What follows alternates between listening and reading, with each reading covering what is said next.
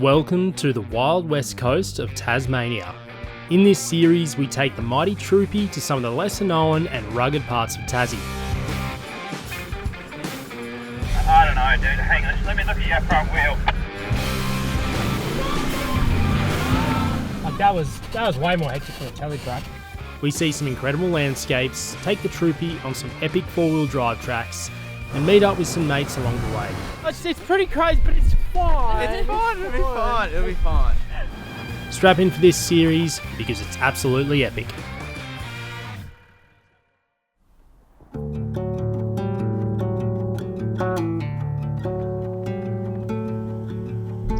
G'day. Good morning, everyone.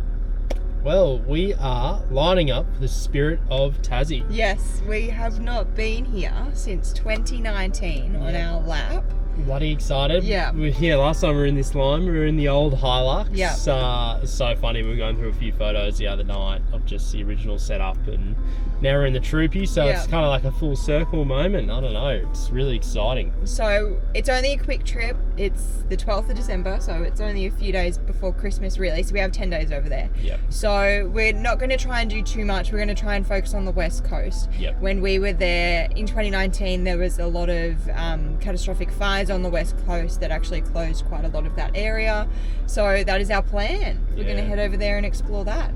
Yeah, a bit more of the wild west coast. While we've got the Troopy still and we're a bit more mobile, decided let's just go that sort of rugged, wild kind of area and see what there is to see. We've got a few things planned, so I think it should be a pretty fun trip. Alrighty, let's get on this boat and Get to Tassie. We'll see you there. Across the Tasman. Yeah.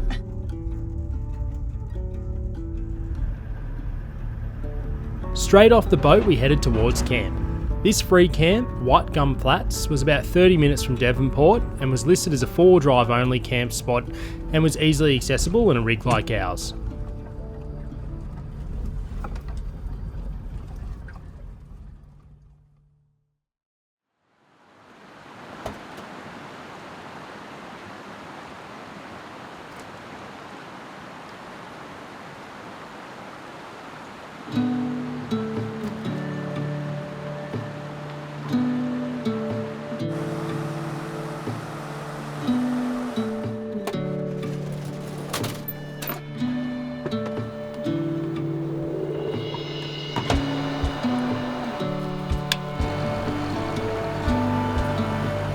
Little piccolos, insulated piccolo cups from Navigator.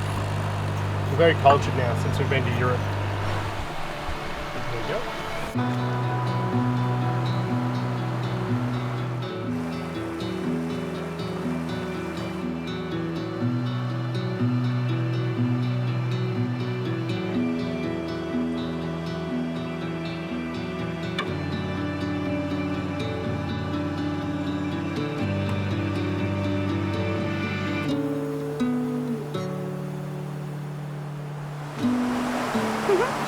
Run skippers around here, just looking for them.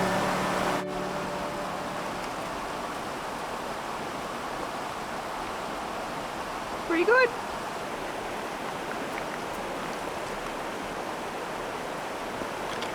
That's enough. While everything seems picturesque, we have a story that illustrates that even after nearly 7 years of travel, we still run into basic issues that you think we would have sorted out by now. We arrived at camp after 10 PM at night because our boat was delayed. We were hungry but couldn't be bothered to make anything too substantial, so we decided to cook up some porridge. We pulled out all our gear, including our cooker, only to realise we had left the gas regulator at home. So, we had to get out our jet boil. We got it out only to realise the gas bottle was empty, so we had to dig into our spares to find a full bottle.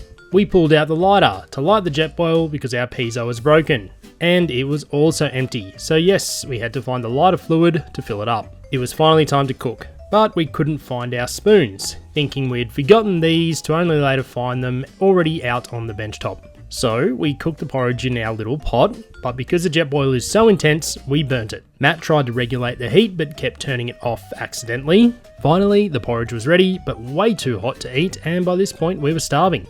And we did all of this in the back of the Troopy because the bugs were insane. All that for a bowl of porridge. G'day everyone and welcome to another series of Overland Travellers. We are in Tassie. Back in Tasmania. Tasmania. We are so excited, and waking up here this morning has been amazing. Oh yeah, like first night's camp in Tassie, free camp, and like we're on a river. It's absolutely stunning. Yeah. It's just like this is just all over Tassie, this kind of stuff. So we're so excited. We've been back since 2019 when we first went over in the little Hilux, and it's been a long time, and that was like a real change for us, that trip. Yeah. That started everything. That started everything. Yeah. It was like the real start of our YouTube channel, I think. So it's so good to be back. We're in the troopy, so happy to be in it. And yeah, we're just really excited. Let's get stuck into it. We need to go into town and get some more supplies because we forgot a heap of stuff. Classic when you sort of go on a trip, you just forget things. So you forget things, and then obviously coming to Tassie, you can't take anything that's fresh. Yeah. So no fruit and veg, so we'll go and pick up some stuff like that. We're about half an hour from Devonport at the moment. Yeah, so this spot's not too far away. Pop into town, and then I think we're going to head northwest. let's get stuck in.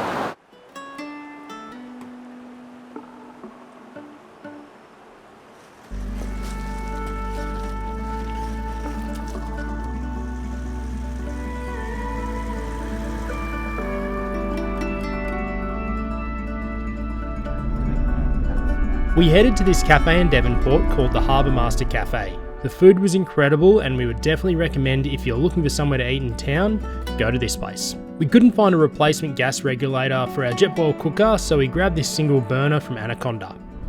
Okay, so we've finished all of our jobs in Devonport. We have just hit the road, but we've pulled off almost straight away to Turner's Beach. There's a little berry patch here, berry farm. So we're gonna go have some berry ice cream. Delish.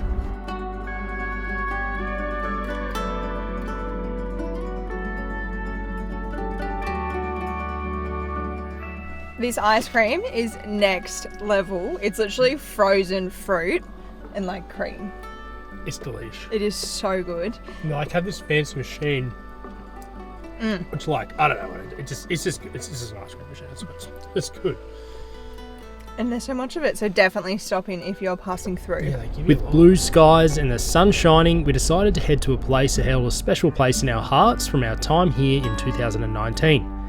We were interested to see how much this place might have changed since then. So we've come down to Boat Harbour Beach. We practically lived here for a bit in 2019 when we were travelling through. Like so many signs up now, like no staying overnight. Because you could camp all here where we parked the car, and it was so It was good. a free for all. It was ridiculous. We literally said in 2019, like this won't last long, and it Yeah. didn't. Like I wouldn't dream of doing that these days. I don't know. Like I just can't even believe we did it. We were just like, oh yeah, just camp up. There's Everyone heaps else of other did. people. It was just. Yeah. Anyway, we're back because it's a stunning little beach. Yep, so we're going to go for a quick swim before we then head back inland. Boat Harbour Beach is a 1-hour drive west of Devonport. It's known to have the whitest sand and clearest water on the northwest coast of Tassie, so it's definitely worth a visit.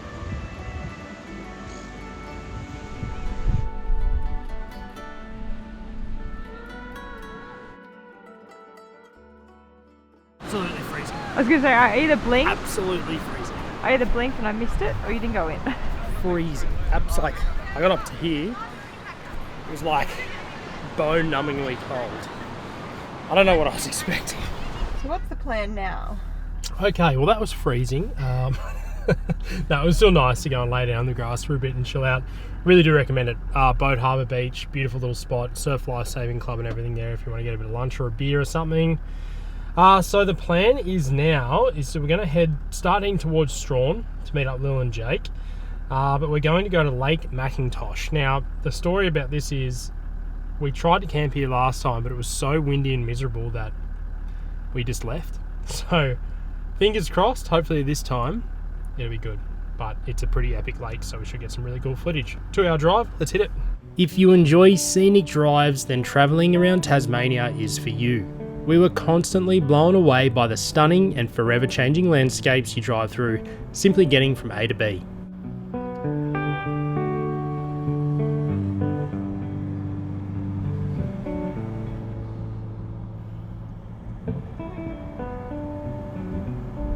To get to Lake Mackintosh, you need to drive to the little town of Tulla. The lake is about a 5-minute drive from town.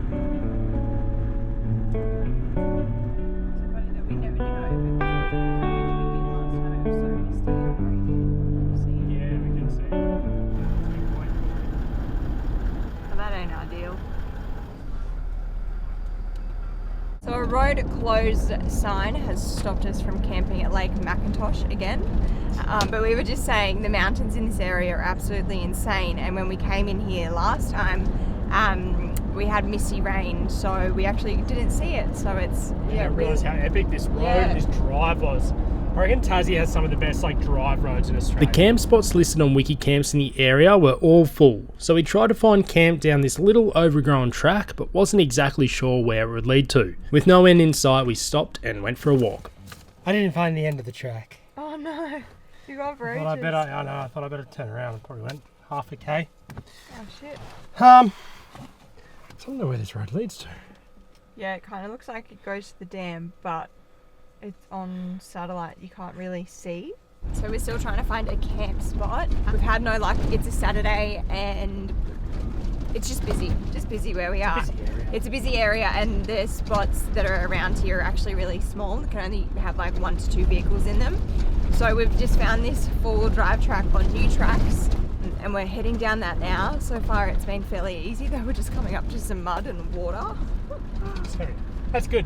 Yeah. I like it when you see that though, because then it's whittled out a lot of the people that are trying to find spots when you find these kind of tracks. Yeah. So hopefully this leads to something good. Oh, I reckon we found something.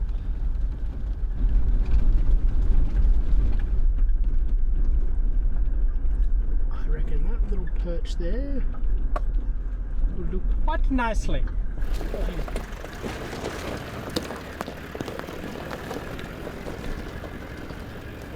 Okay, well, New tracks for the win. I think that'll do. Yeah, new tracks. Yeah, we just sort of looked for a little 4-wheel drive track and there's a little spot down here, so bloody pretty good. Yeah. If you're keen to find them, you can find them in Tassie. Yes. Yeah. There's a lot of cool spots. So yeah, we're just gonna set up camp, have some early dinner tonight. Yep. Probably just chill out and get a few cool shots for you. We're both pretty tired after Yeah, the we boat. are. Yeah, we are tired. So all right, let's cook some dinner. perfect.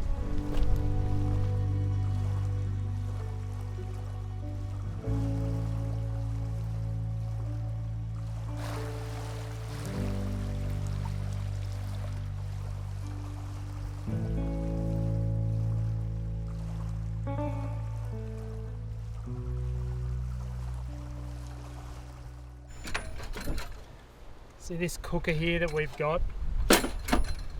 So you usually know that I have a Jetboil Genesis, which I absolutely love. It's the best compact gas cooker ever, in my opinion. This one here, we had to get it because I managed to forget on the Jetboil the little gas regulator for it to screw the gas bottle on. So dumb, because now we've just got this dead in the water gas cooker in the car. So we had to go down to Conroe and we bought this one. It's Hand Master. It was $100, but it was pretty compact. So that's the case it comes in, which is pretty good. It'll work. It'll do for this trip. Then maybe I can put this in another one of our setups, but it's so frustrating. After all this time, we're still forgetting such basic things when we're camping.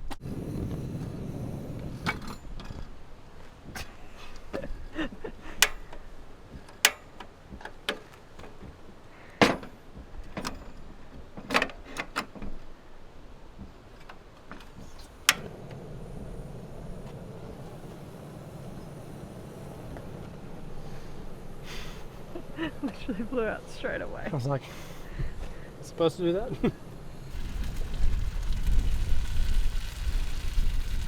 So very simple and basic dinner for us tonight, but it's probably a good thing because the wind has picked up quite a bit. So Quite windy, it's pretty fresh, pretty cold. cooling down, yeah. But we are pretty exposed on the edge of this lake here, so can't really blame it. But it's a beautiful spot. I think we're going to be, hopefully we've got like a glass morning tomorrow morning. Yeah, we're hoping that the wind is actually going to drop, the clouds are going to bugger off, and then that would be really cool. That'd be really nice. For sunset, but we'll see what happens.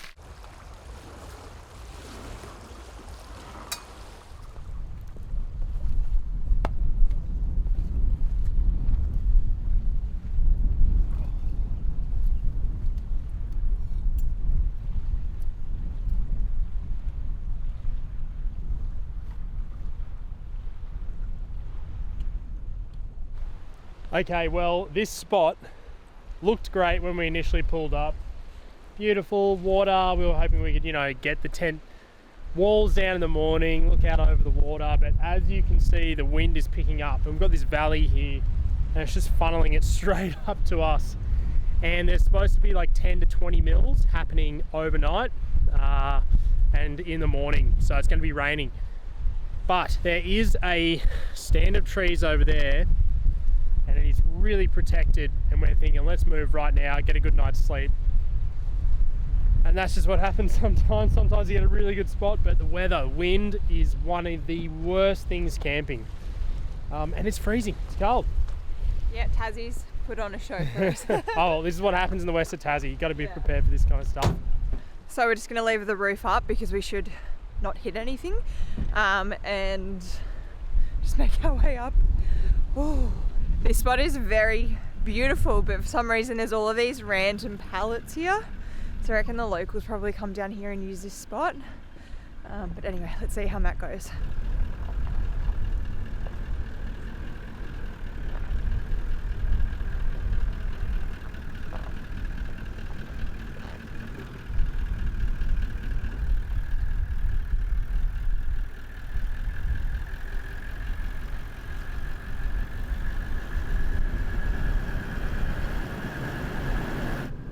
The car looks so funny just from the rear here as it's driving away with the roof up. But yeah, so this will be our spot for the night in here. Practically zero wind here now. This is much better. Far uglier spot. You know, we do try to go for the aesthetic spot so we get some nice shots for you, but sometimes it's better. I mean, look, don't worry about those. Don't worry about those. It's beautiful trees. All right, we're gonna get back up into bed now. We'll see you guys in the morning.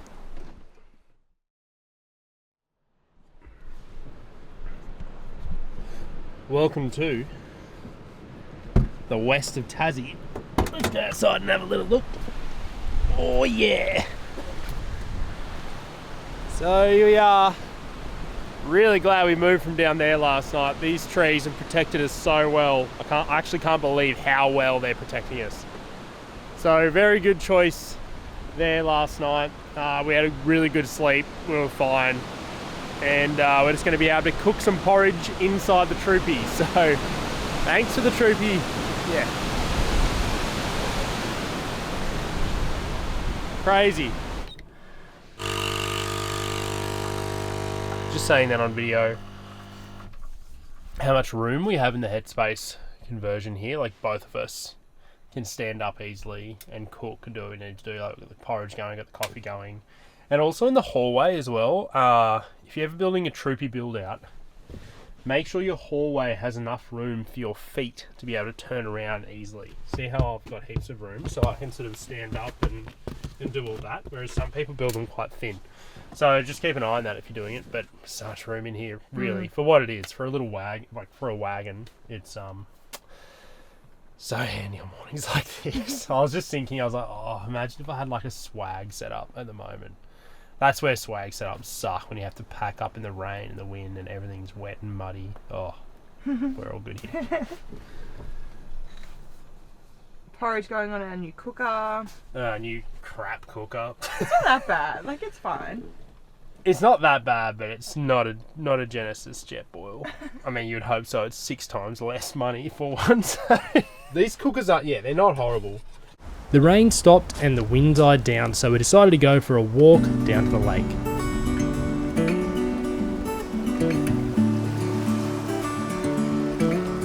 Yep.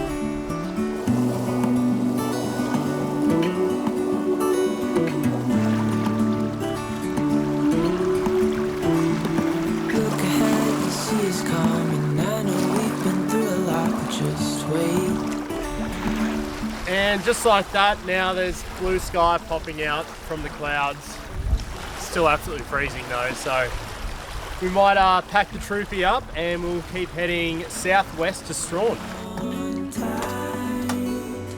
I can smell the shore, it's right in front of us if we just hold on tight. This vision that I saw is getting closer. closer every dawn. We are dreamers of sure.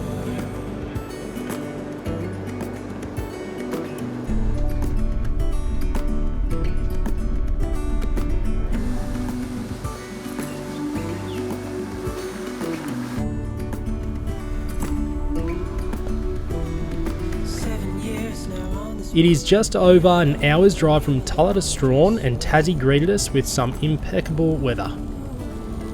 Wait for our home to show on the horizon, soon we'll be there. Got hail, sort of snow hail. Love summer in Tassie.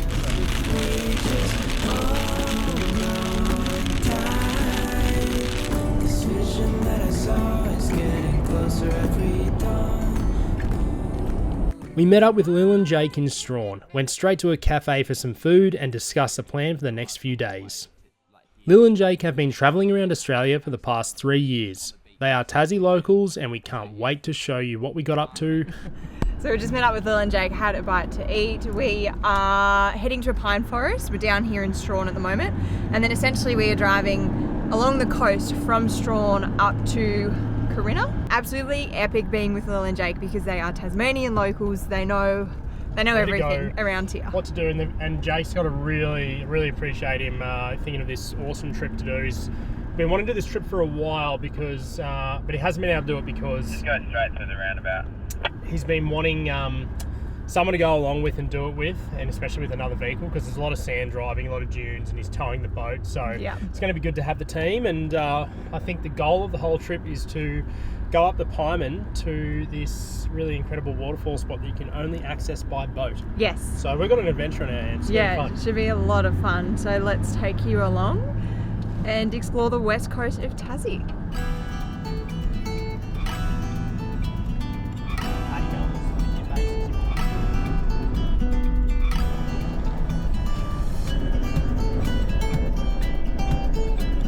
So to start with, we're just popping into this little pine forest area, essentially for a photo op, but Lil and Jake said it's pretty cool, so we should come and see it.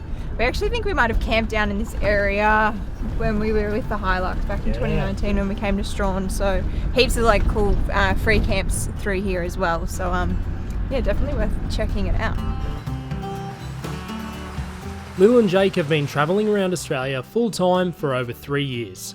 They have their own YouTube channel, so if you haven't seen them before, definitely go check it out. The next few days has been a bucket list trip for these two for years, and we feel so lucky that they let us tag along for the adventure. It's a wild couple of days coming up, so don't go anywhere. This would be our starting point for the next few days of off-roading, so it's time to drop our pressures and lock the hubs. Fiddle. Always had a bloody head on with a drone, played tricking with it. I lost. I backed out. I was like, he's coming for me. Not far down the road, we jumped on the Ocean Beach access track, which would get us to the beach and on our way to the Henty River.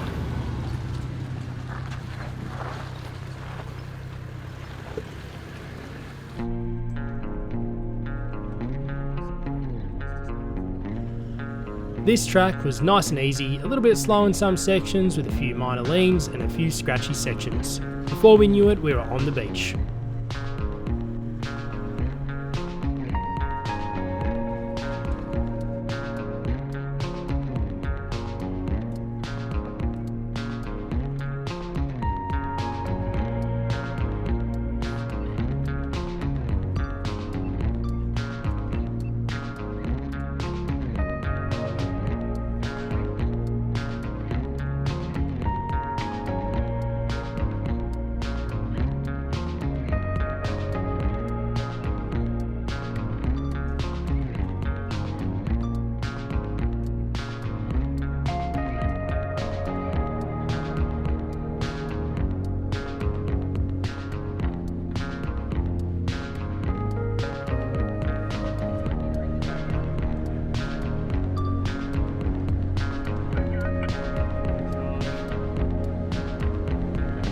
So with this weather system, it's probably pushed the tide up pretty high. So we're not going to do anything silly. We're going to see if we can make it through. If not, we might turn around. But the coast here, that swell is insane. Wild I've West never Coast. seen anything like it. It looks like a milkshake out there. It's absolutely crazy. So we'll see how we go, and we'll report back soon.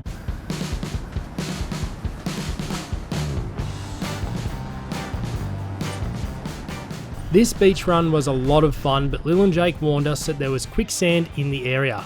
You'll usually find it in freshwater runoff. We had no issues with it, but it was good to be aware of.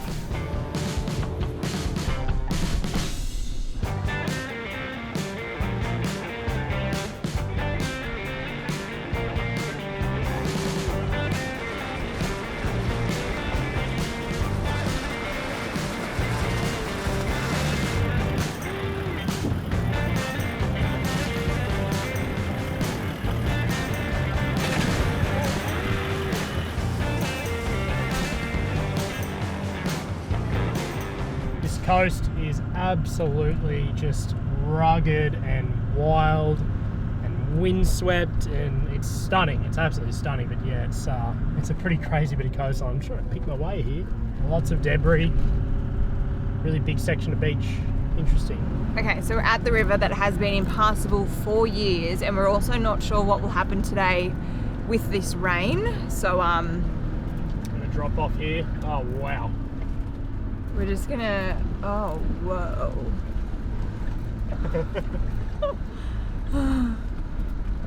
Oh, that's a shame. I don't know if we'll be able to cross it. Yep.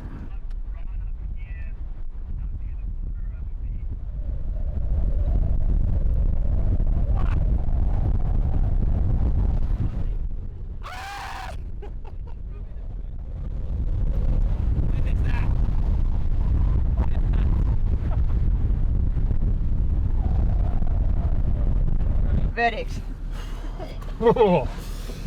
Yeah, absolutely not. Like, it is a dead set, probably 2 meters. 1.5, 2 meter drop off, and then you've got the river itself, which looks deep and is flowing from the rain. Like this, yeah, absolutely not. But we're going to go up. We're going to see if there's some sort of there's all camping up in here, up in the dunes, Jake said. So we're going to have a look up through here, but we can probably get up onto the road if we need to and get out of here, kind of thing. So we'll just go and check that out. So we couldn't find an exit where we were hoping to find one. They're all on the other side of the river, which it's just impossible. So we are heading back down the beach the way we've come, and we will hopefully get off at the next exit point, I suppose. Hoping it's not too far away. We'll just see how we go. It's worth noting that we were driving the beach here at low tide. With the crazy weather system, the tides were a lot higher than they were meant to be. Something else to be aware of if you plan on travelling this route. We had to time this section with the swell.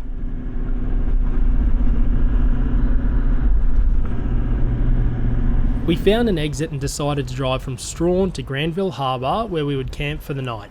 We aired up as we had a bit of blacktop to cover. Yeah, it looked a lot worse than...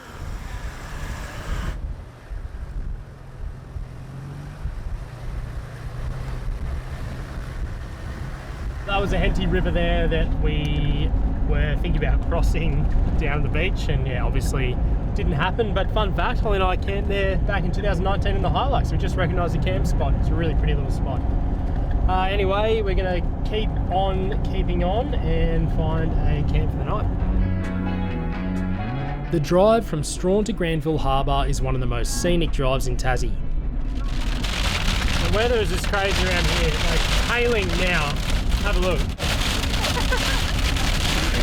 Hail, there'll be sunshine. Look at this.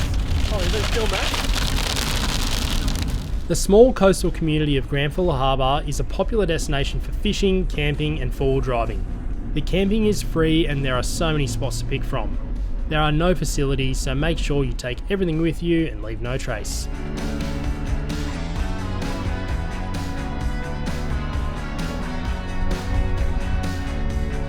We were trying to find a protected spot to camp, so used some of these inland tracks. However, the rain had left a lot of water around. to come around on the left here and go through first, and then if you want, then you can come off us or something. Yeah, I don't know if this is possible, man. We might have to turn around. You can see when we get here.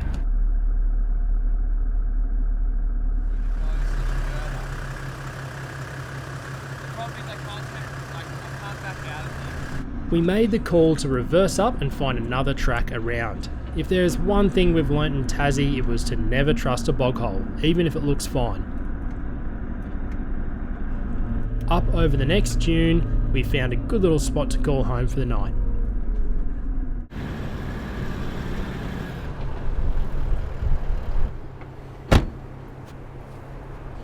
This'll do, just fun. We're a bit protected here, and we're blocked from the wind and stuff, so it's actually not too bad considering how windy it is out in the ocean there. It's not bad here, so we'll get set up and we'll just hang out for the night.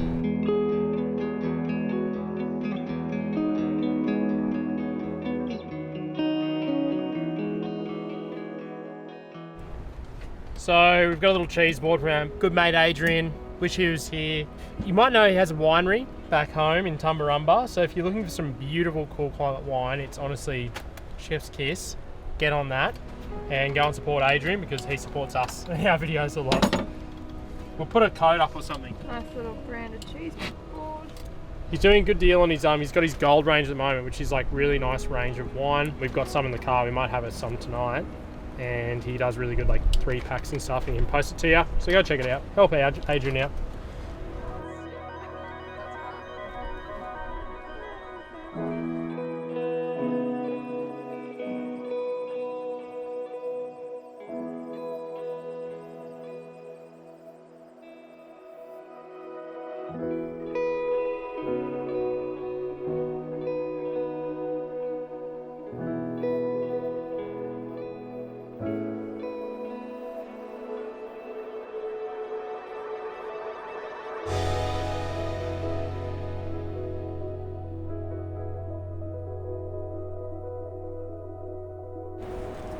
We're just using the induction because we only have one gas burner for the pasta for tonight.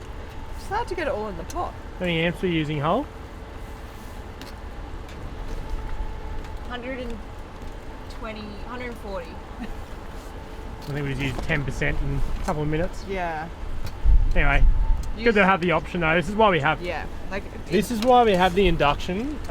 People sort of like, why do you have so many options? It's because when things like this happen, when you forget stuff, when your gas system fails, and the weather's just bad, and the weather's really windy, you've got this option. It doesn't take up too much. And I think honestly on that gas cooker it's good, but in order to boil water and cook pasta, it would like drain one of those butanes. Yeah, it would, honestly.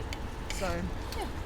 Anyway, we quickly just went up to like the lookout before, I guess, and had a look at the coast. It's so wild up there. So yeah, we probably won't do much more tonight. Just have some dinner, pop into bed, and then tomorrow we're doing Climies track. We're actually going to 4-wheel drive in Tassie, which I didn't actually think we would ever do. It's exciting. Interesting having a look at the different troopy setups. We've got a total indoor cooking setup here. It's a pretty cool setup what they've done, and built for a purpose. And ours is like an outdoor setup, I'd say. So it's just different. It's funny like looking at all the different setups. I love comparing troopy setups. I thought when I see people with troops, I'm like, what have you done with yours? There's no right or wrong, but I would say, I think Ours is right. I would say ours is better. It makes sense that we build ours like this because we live here, and this is what I've dealt with. And this is what they deal with day to day. And weather, and like that's what I think about in my head when I think about camping. Yeah, and I reckon this setup's good for solo, like for just 2 people traveling, because ours is more of a social setup. So when we're traveling with a convoy, you're cooking outside, you're still talking with everyone. Yeah. Whereas if you're by yourself, like you just want to be inside by yourselves. So it's funny seeing all the different setups. Yeah, I like it. I like it. The weather continued to roll in, so we decided to jump inside our troopies and have an early night.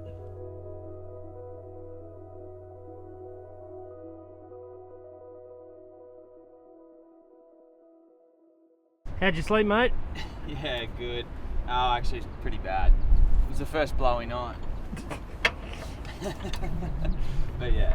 Pretty good though. Like Bad, you reckon? Yeah, I usually sleep pretty well on the Troopy, but I put it on like the wrong lean. It's alright to sleep upwards, but on the side, and then Lil pinned me against the side, and it was a wrestling match in there. It wasn't good. Anyway, I'm going to try and get this tow ball out so we can. I think it was probably going to be a bit of a problem today. Okay, we're going to do one of Tassie's most infamous tracks, Climies track. So it's going to be interesting in the big old heavy girl, but Jake's assured me that there's plenty of chicken tracks around. There's that one particular section with the waterfall and the super off camber. Like, I'm not interested in that. We're just going to roll over the edge. So not interested in that, but I'm interested to, you know, get the diff locks in and yeah, see what this thing can do. So it should be fun.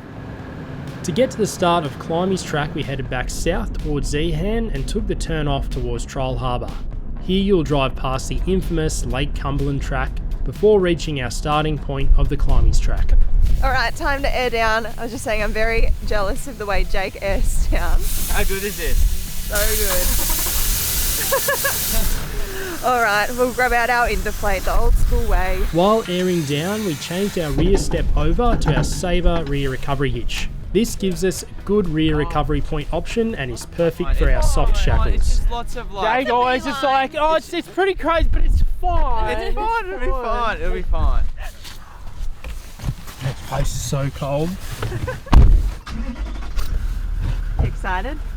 Yeah, I'm keen to get the, you know, lock it up, get in low range, lift some wheels, and just have a bit of fun, bit of four-wheel driving. You don't do too much in the Troopy with this kind of stuff, so it's yeah, it's cool to see what it can do. Officially on the track.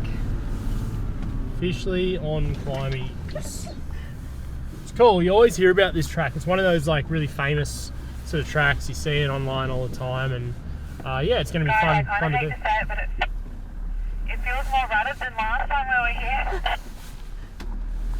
Nah, that's perfect. This year we've watched a lot of other YouTubers do four-wheel drive tracks down here in Tassie. It's been a big year for Tassie four-wheel driving. And I said to Matt this morning, I actually never thought we would be here doing a track, but it's good that we've got Lil and Jake, they're locals. And just have another car as a support vehicle as well. Yeah. It's just always good. And they've done it before as well, so should be good fun. We had been on track for all of 2 minutes and came across this rutted out section. Jake opted for the B line, but I wanted to see how the Troopy would drive it.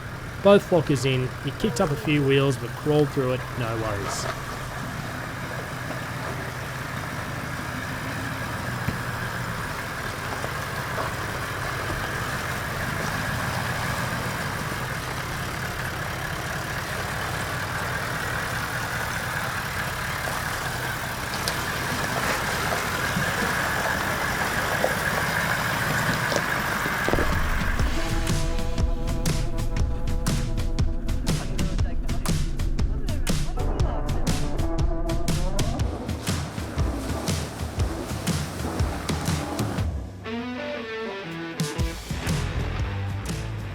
Climies track is only 20 kilometres long, but little do we know it was going to take us a full 8 hours to drive the track. It was very slow going in some sections and took an awful lot of concentration.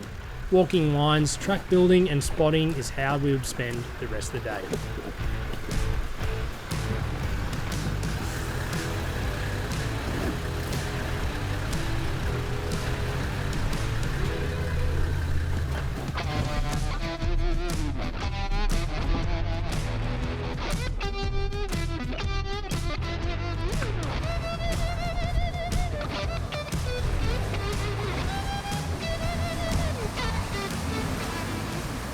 Alright, I'm in the driver's seat. I didn't think I would ever four-wheel drive in Tasmania.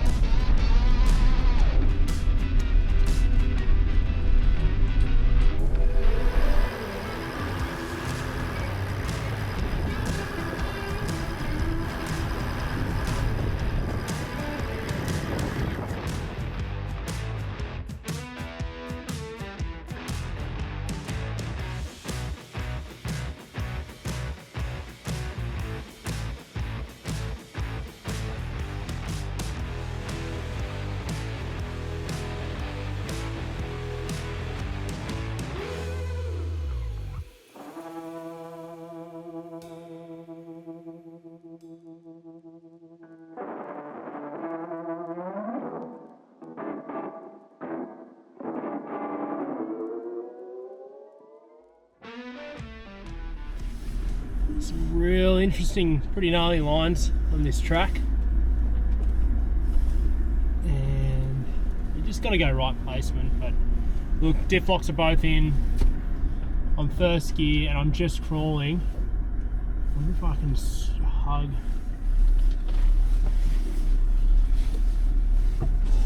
Yeah, so your passenger will probably drop down in that. All right, I might drive into it.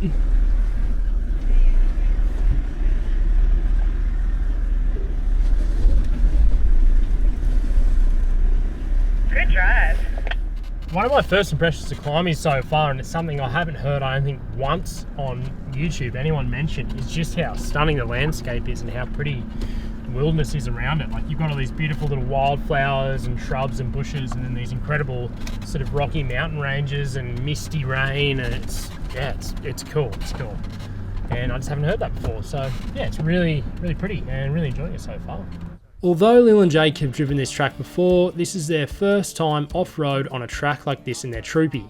70 series have a habit of lifting wheels and feeling very unsteady. So Jake was taking things slowly and getting me to spot him. The camera never does these obstacles justice. Start picking up on that edge. Yeah, drive it down. Perfect. Keep going and drive it down a little bit more. Yeah. Start from there. Straighten that ball. And keep going down.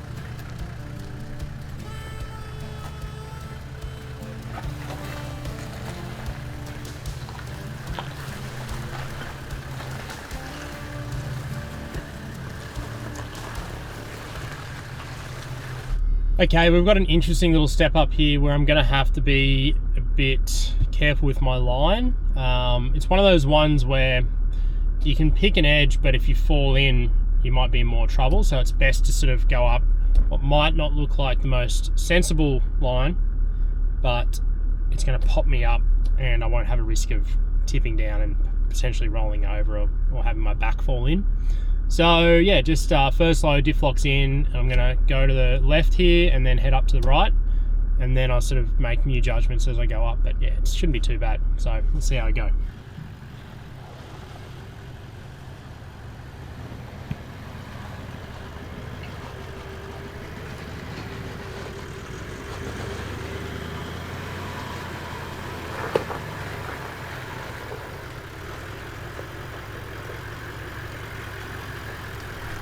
While it doesn't look like much, it's very dependent on your tyre placement.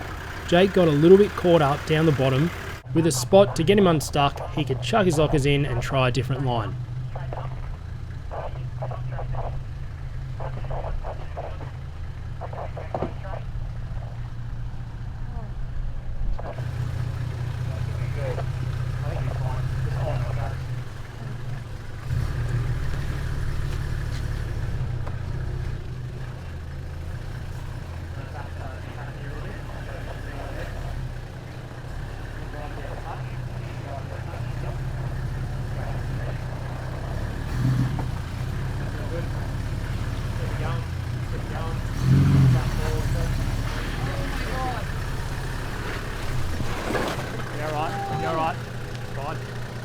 You just go passenger down, touch.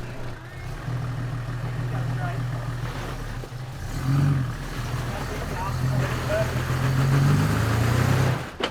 All four wheels spinning? Yep, all four wheels spinning.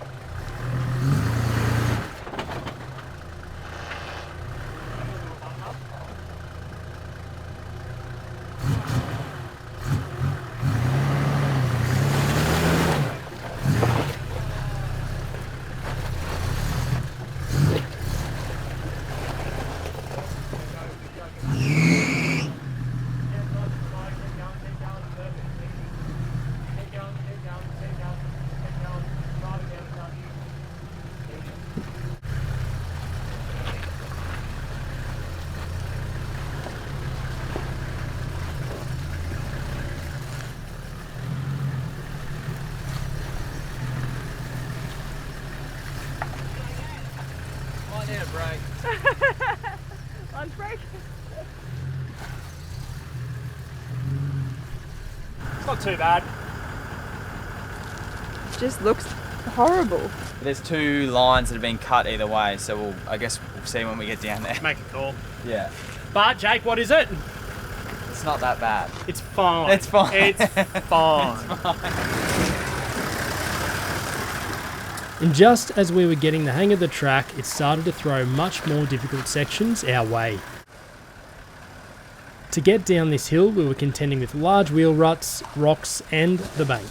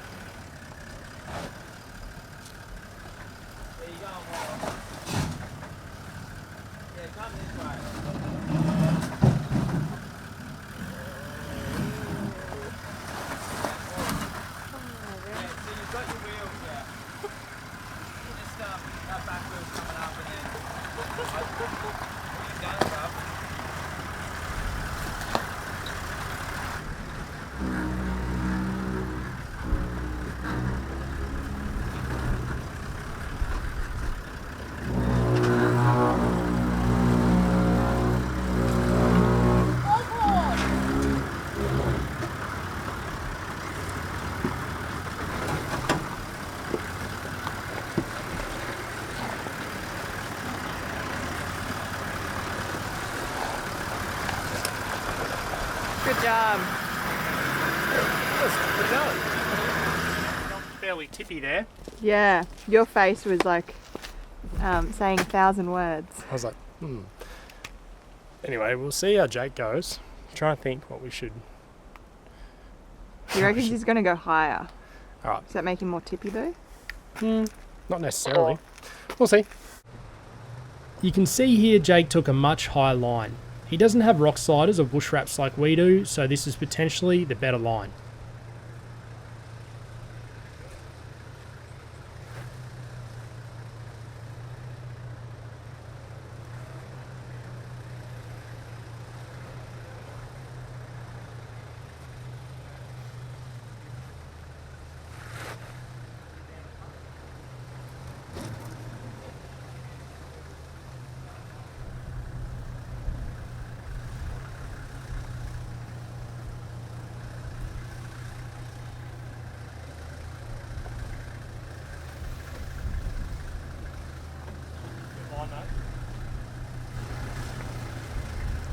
Yeah, you're looking good.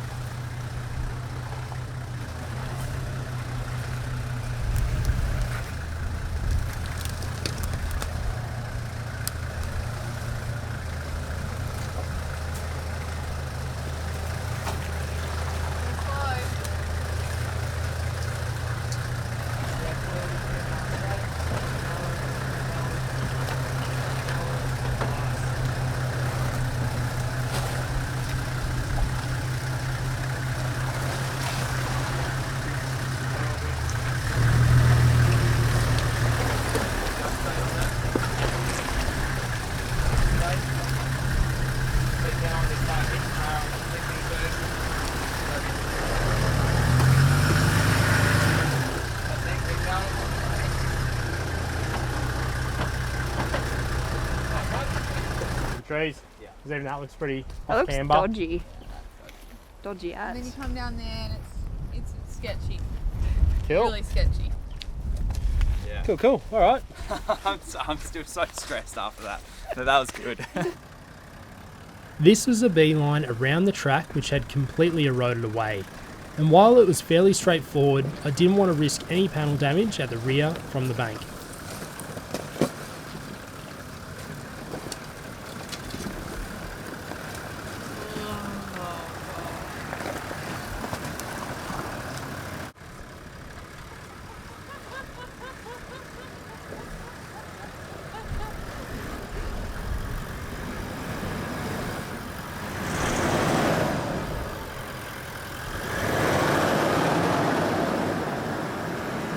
Just a shout out to the cruiser company bar. Just definitely saved this quarter then. Like I was scraping along, you can see where it's scraping along and all this here. These hoops are unbelievable. They're just so good for these rear quarters. On wagons, these rear quarters just get bunged up all the time. So very happy I've got this. Okay, we just had a bite to eat then for lunch, and we're up to a pretty gnarly bit of the track. So there's 2 lines, and even the B line is pretty hard, and we've kind of had to do a little bit of track building. We've thrown some rocks down. It's just a bit slippery. It's a lot of rocky section, and there's a sort of a turn in it as well. You'll see it when we get up there, but A line's hectic. Definitely not doing that. Anyway, this will be challenging enough, and let's see how we go. All right, lock is on. First low. Now this first section looks slippery, and I'm kind of banking on my rear slipping over.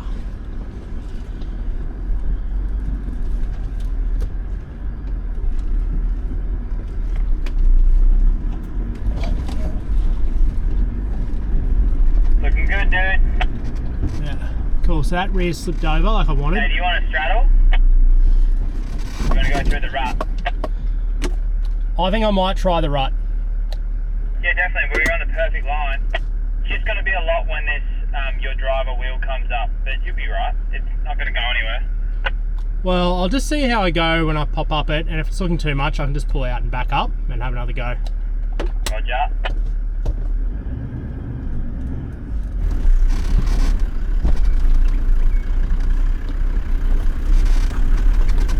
Nah. I'm straddling pretty much now.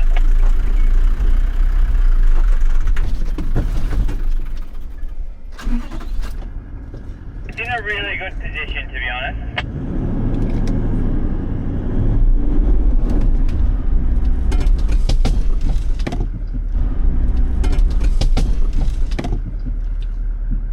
Let me just have a look here. Should I straighten up? Yeah, you're up on this back wheel here, like the back driver's wheel is already up. Yeah. But it's just scary because when you're going to take off here, it's going to come. So should I straighten up, you reckon? Or keep turned in? Keep going where you are. I think that'll be right. But yeah, it's a lot.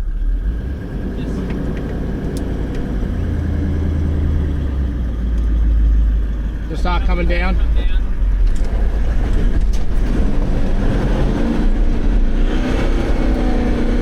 Hold on a second. You've got plenty of room to come. Should I just go back a little bit and try to pop up? You got heaps of room backwards. I might try and pop up from there. Yeah, give it a go.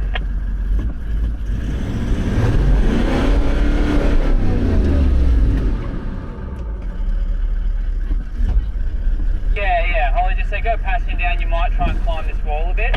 Don't go any back any further than that.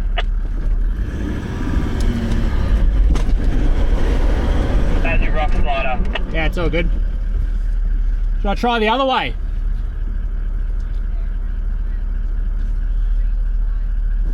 It's just going into the rock slider there. Do we need to winch? I think we're going to have to winch 100%. You've already moved it, or are you? Yeah.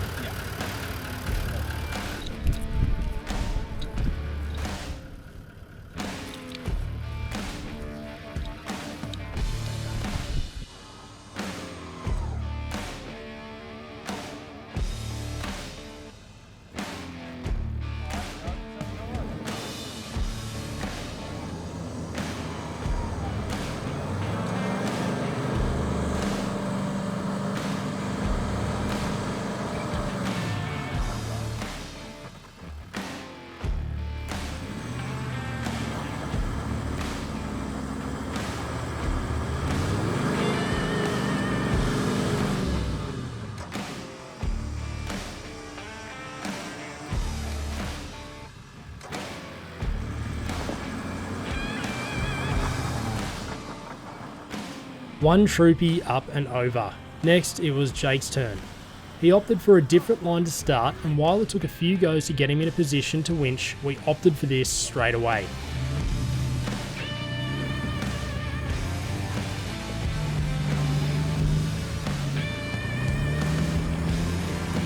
Surely you can wait from there.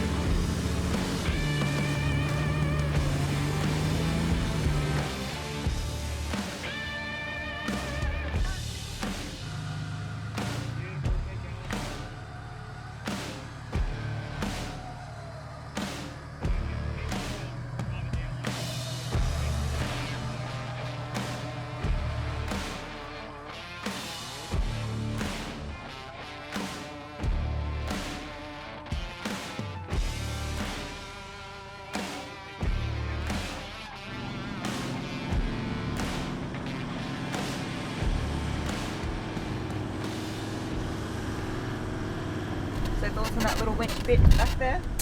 Yeah, no, it was interesting, good little challenge. Yeah, just got slippery, just had all four wheels spinning on the rocks and couldn't really reverse up to give it a bit more pace to try and bump up it. So yeah, it was fine. That's what we got the winch for. In those situations we don't get to use it much, so it was yeah, it was good. Good fun, good challenge to like figure it out as well, and then guide and help Jake through it as well. It's good fun. Are you looking? You want to slide the ruts, do you? You're in the rut now. But is that where you wanted to be, in the rut?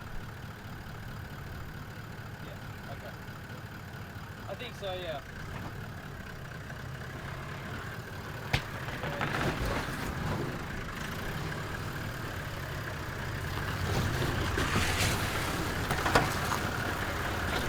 At this point in the day, we were getting into a rhythm of track building and spotting.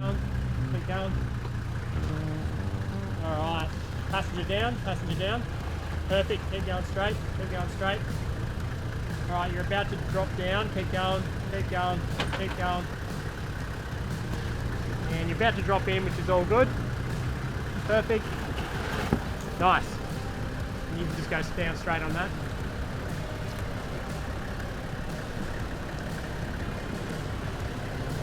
Perfect. Drive it down, drive it down, drive it down. Yeah. Nice. Yeah. Straight up. Yeah.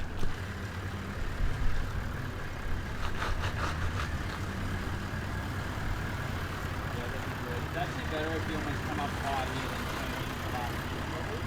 Pitch up a little bit and turn in. And after it's going. Doing a good job, dude.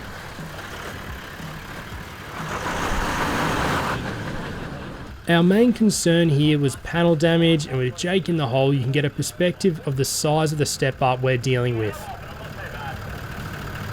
so I've got a put a matchbox on this side, but I want one on the other side more because this one might lean here. I had no traction, so we opted for the Max Tracks to give us the grip we needed.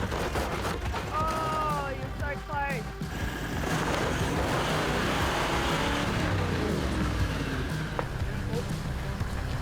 Keep going, keep going, keep going.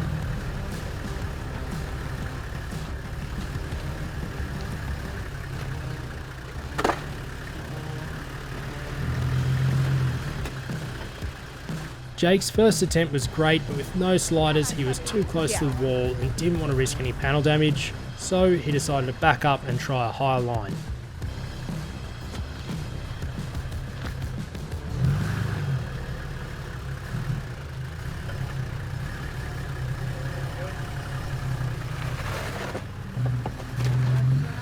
Drive it, drive it, drive it. Nice. Yeah. It's so funny, not even like 10 metres up the road, we're now at the next obstacle, which is just like bog holes. Just bog holes. Jake said last time they were here it was dry, so all that rain's kind of made a bit of a mischief of everything.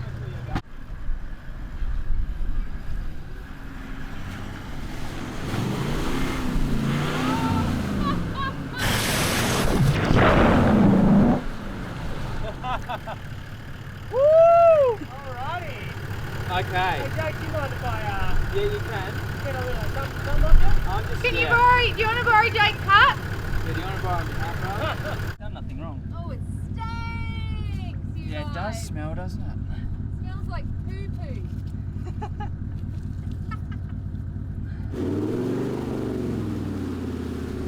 We hooked up the Jake's winch and slowly started to move backwards, but the mud started to build up at the rear and our chassis had suctioned into the mud, so we stopped moving.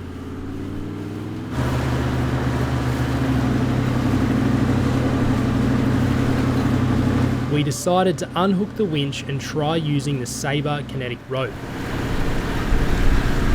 Yeah. Isn't it? And then and then we've got this bridle here, so it just goes to the middle. Yeah. Yeah. So it's even So load. yeah, wherever I pull from.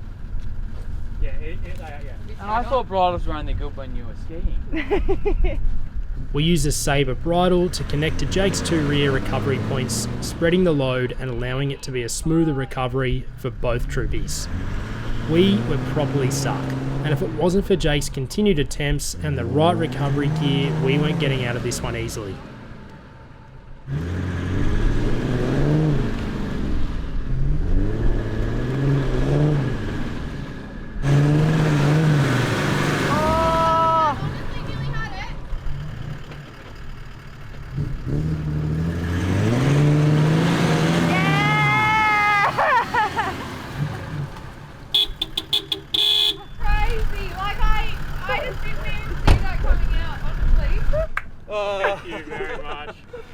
I thought I broke something at the bit, and it just stopped, and I just started up, and I was like, sounds fine. I think it was something in the back here, just like in the fit out, like went crack at the front. I don't think it didn't sound driveline. It sounded like a fit out, but it was fine. Yeah. After that, I was thinking, I was like, if you don't pull me out, I don't know what we're doing. I don't know where we go from here. So, thanks, mate. That was good. Now, how the hell did we actually get through? I reckon different line. I'll leave this connected, dude. Experience Tassie mud. Yeah, that was the most bogged I've ever been by far. Now I'm going to take some photos and send it to my mechanic and be like, oh, this might be a big service, this next one. Our mechanic, Todd, purposely didn't do our diff oil at our last service because he knew we were coming to Tassie. So yeah, he made the right call. Oh my God, look at this. There's mud on the solar panel. I know. Climies is famous for this waterfall that you drive across, and then you've got this really off-camber climb, a rock ledge that if you make a mistake, you will plummet to your death. There's genuine consequences for we're not getting it right. Yeah, so we are not doing that. There's a beeline around it. Not that I don't think many people really speak about it. But yeah, we're coming up to we're kind of going around it now, I think. And then we'll walk up and have a look at it. What do you reckon? That looks horrible. Wild.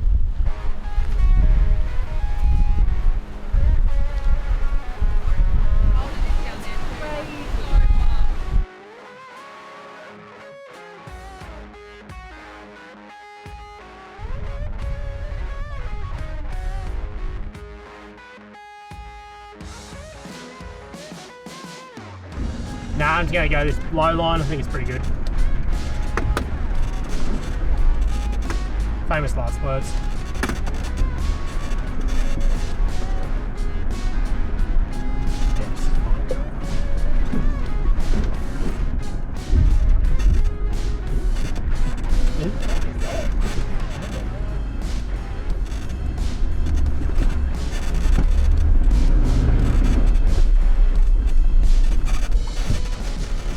I need a diff box for that one. Yeah, needed.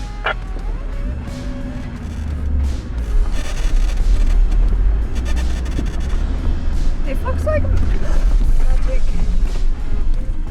I don't know, dude. Hang on, let me look at your front wheel. I mean, it's all. You're gonna come down, but it's just stressful, man. You're not going any further. Like this wheel's about to start coming up. Yes, that's what I'm thinking. So, yeah, it's about to bump up.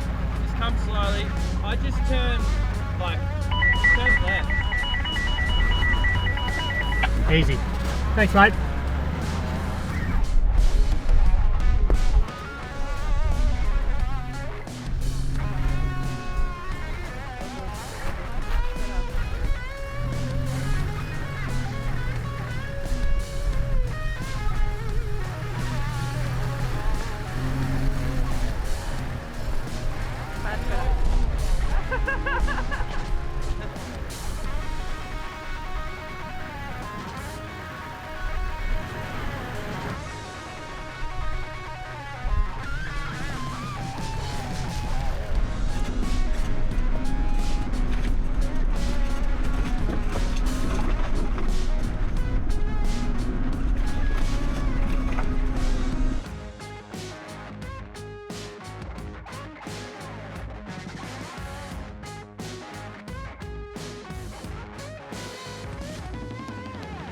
Bit stressful. I'll just walk you through it. We just go super slow. Let's go, yeah. We're gonna go. Yeah, I just think like this way.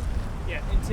Until you get like past this bit, because it's a bit scary, and I'll just keep one wheel on this side of the bank so you don't fall that way. Yep, there we go. Alright, so this is a pretty technical section, probably I'd say the most technical of the day. And there's just a bit of a risk of sliding either side. So, yeah, I'm just going to make sure we listen to spotters, do our placements for our wheels properly, and see how we go.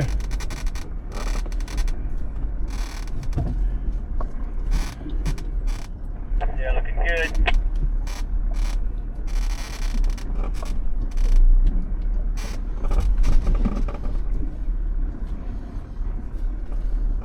Yeah, maybe like bring your passenger side over here, come down this way. You could even go like more this way and drive down, like drive and then steer, and then that way. It's just quite packed in here. Just this, like this hole, then try and drive passenger that way. Yeah, that's good. Then yeah, drive this way. Gonna get tippy. Looking good though. Coming down. Keep coming down. Almost down in there. You're gonna come back up, so you're on the right line now. Keep coming straight towards me. Maybe this way a little bit. Yep, that's good.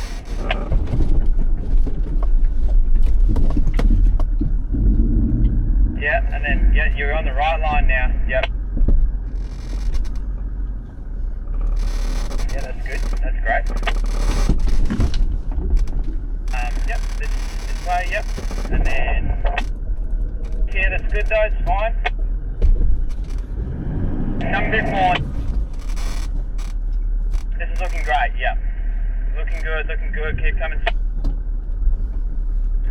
Yep, come this way, come towards me. You're looking good, you're looking great. You're looking great, yep.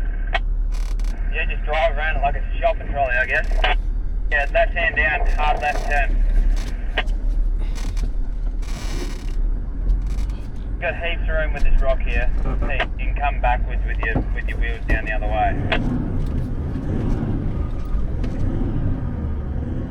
Heaps of room. Keep coming back, keep coming back. Forward now. Nice. Lovely. Jake did very well there. Very good spotting. Good spotting, mate. Thanks very much. That was awesome. No, thank you. Now we're going to get up and out.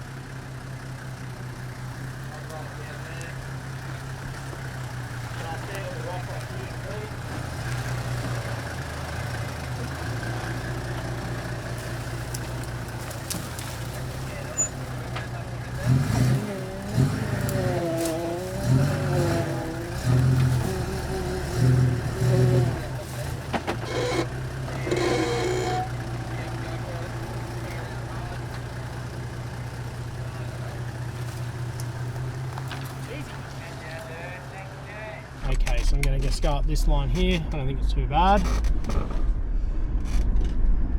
Which is alright, honey.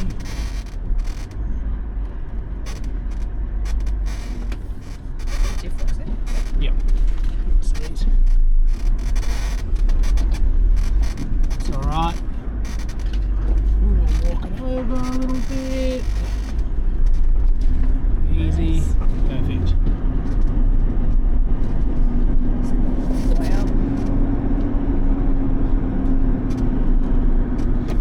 Yeah, that was fine at that line. We could see on HEMA maps that we were nearing the end of the track, but Climies have one last curveball to throw our way. A very steep decline and incline with huge rock steps, ruts and holes.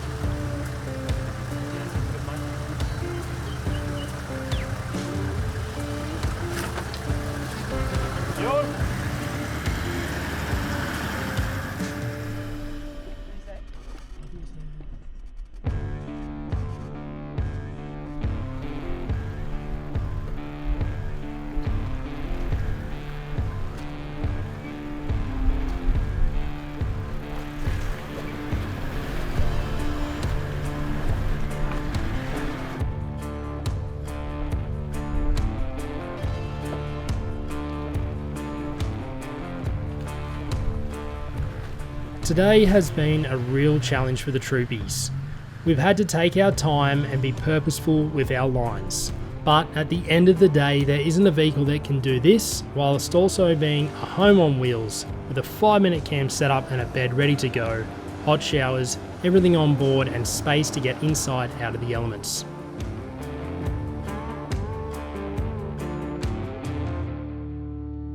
Driving anywhere near that hard in the troopy before, so that was really fun.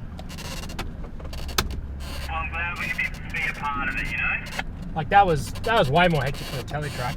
Yeah, definitely. For sure, I agree.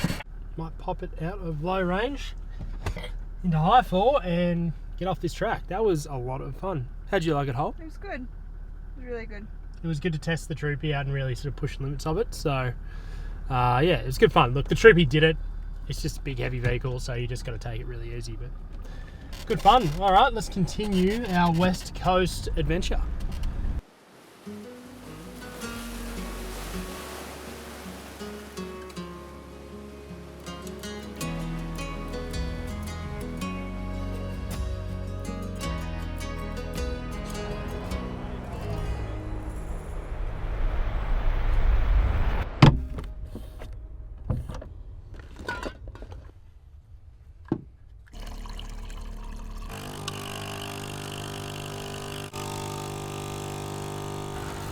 Those of you that like piccolos and camping, tiny little insulated piccolo mugs from Navigator, they're so good. We've been loving this trip. Perfect for our like pod machine we've got. I just didn't want to get on your jumper. My only jump up. Is that recording? Got that as well, Lil. Pardon? Got that as well. I sneeze loud, but... Jake and Lil hitched up the boat. We finished packing up and it was time to hit the track. Morning. Good morning, everyone. So, plan today. Whew, got a pretty exciting day. Yeah, I roughly know the plan. Do you know the plan? I know the plan. Okay, what's the plan? So we're heading up the coast. So from here in Granville Harbour, there is a beach for drive track, I think, that is going up to the Pieman River. Yeah, we go through dunes and beach, and it sounds like pretty cool. Sounds like a lot of pretty fun. cruisy tracks, so it should Pretty be cruisy fun. track, but Lil and Jake are now towing the boat again. So yeah, should be fun, Yeah, should be it should interesting. be And then we are interesting. heading to the Hyman? Yeah, Pyman River, chucking the boat in, and we're going up to Lovers Falls, which is only accessible via boat or canoe. So proper adventure today, so Yeah. it should be fun. Should Let's be hit good it. fun. Hopefully, less mud.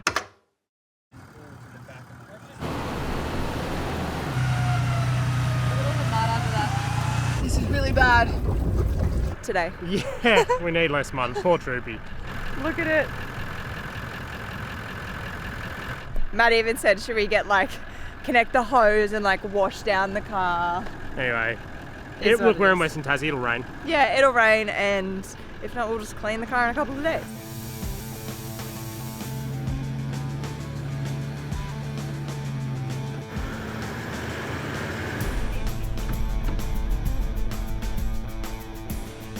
We got started hugging the coastline and even tried a few bonus lines, which I failed miserably.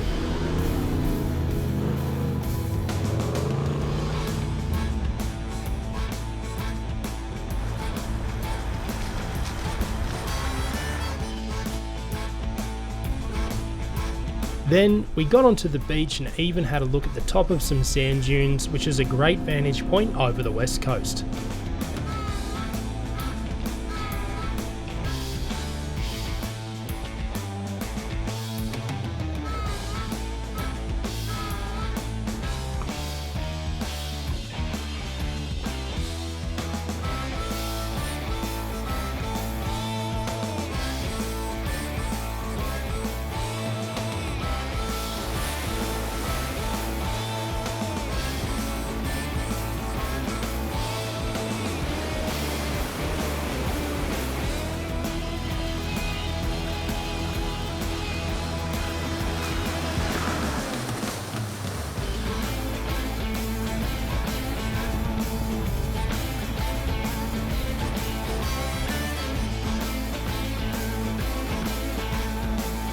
The track conditions were pretty good so far, but we had a few twisty sections coming up, keeping in mind Jake had to get his boat up also, which was an extra challenge, but he was doing really well.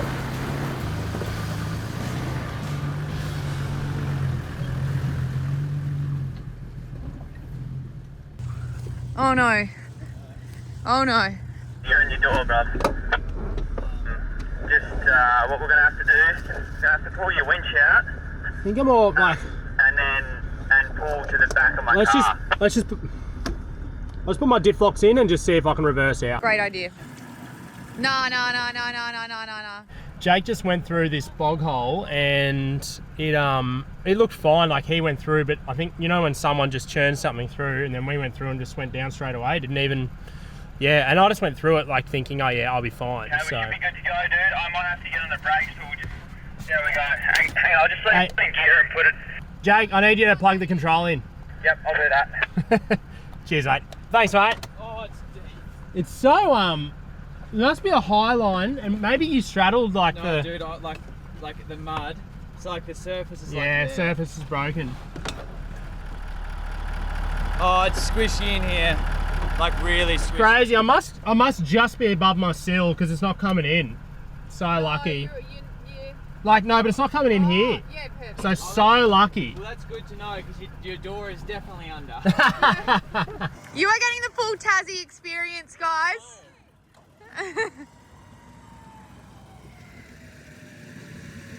That's. Put your brakes on, mate. I reckon, yeah, jump in the car.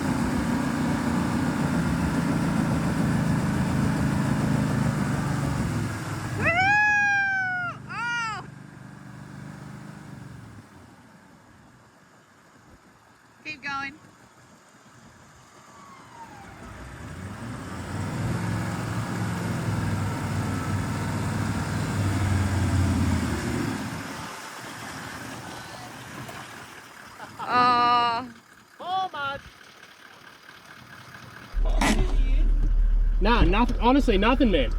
That's fantastic. In the door, but not inside.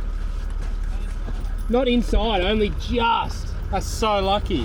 What's it look like? Oh, you've nailed it. Totally That's fine. We were like, honestly, another 20 mil, and it was probably going to start coming in. That's amazing. Well, the seals so are good. Lucky. Well,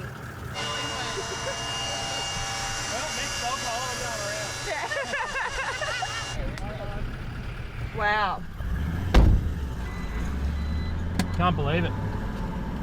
Yeah, just amazing when that first bit of tension's broken in the mud. Next cart just went through, just straight down. It's crazy. Crazy. Tassie mud. Lucky we're with people who know what to do when they get bogged. Yeah, that's right. It's good having people that are just on top of it. So we've just taken a different line to Lil and Jake now because there was this big thing of mud and we're kind of a bit nervous about mud right now. Anyway, the track we've taken is probably muddier. Matt might have found an extra track just through some of the brush here, so we might take that. Far out. It's a way better way. Okay. Someone's driven a better way because like this stuff we would go down. Yeah, sweet. We would go down in that and just be screwed. We were now navigating what felt like a minefield of bog holes, making sure to walk any we weren't 100% confident in. This really slowed us down, but in a situation like this, it's always better to be safe than sorry, and we saw firsthand how easily you can get caught out. If you haven't seen Lil and Jake before, they've been travelling around Australia full time for 3 years and have their own YouTube channel. We went the High Line. They are Tassie locals and their experience driving in these conditions has been invaluable.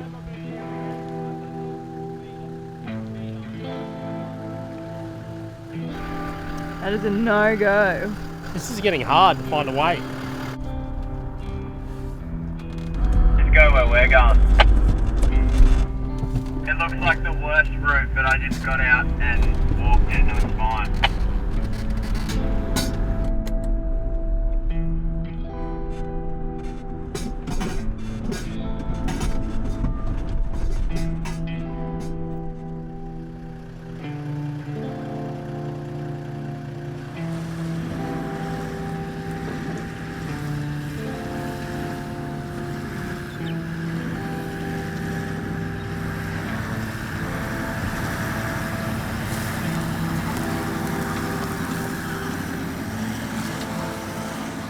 Going.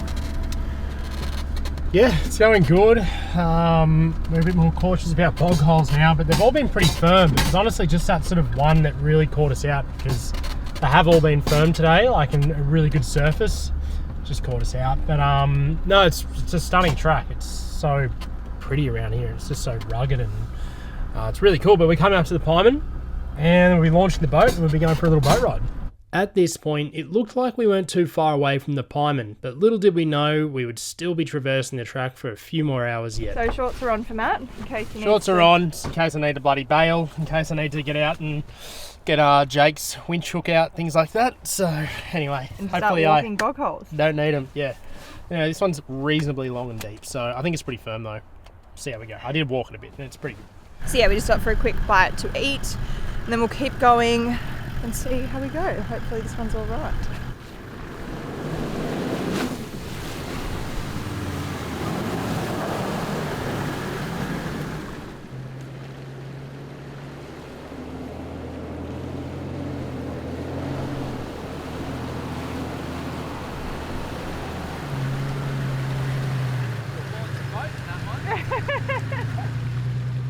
This track is proving to be difficult, still difficult. There's just heaps of different lines, heaps of different options. Some options will look good, but then you'll drive into a bog hole. Other options are really rutted, but might have no water on them. So yeah, the boys are just running ahead to have a look, see which way we should go, and then we'll keep on moving.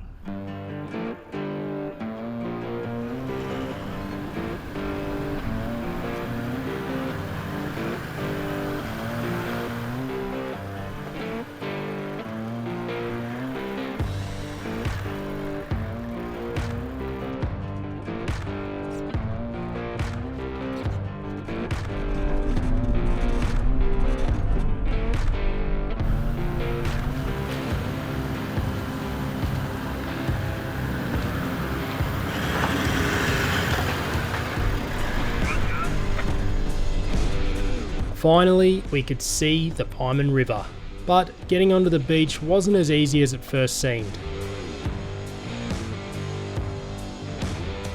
So we've both just smelt smoke, but we're also doing a DPF burn, so we think it's probably that. But it'd be safe in these situations. You at? Thanks, mud clicking on the DPF. So we've almost made it to the end of the track. We have seen the Pieman River off in the distance. Now we're just having issues getting Into the beach, just getting down that last couple of Yeah. probably K. Yeah. We just need to get onto the beach and then we're home and hose pretty much and we can drop the boat. So I'm sure we'll find a way. Might have to get the drone up and do some scouting. Lil and Jake threw their drone up to find an alternate track as there was some pretty nasty looking bog holes between us and the beach. And after a bit of searching, they think they may have found something.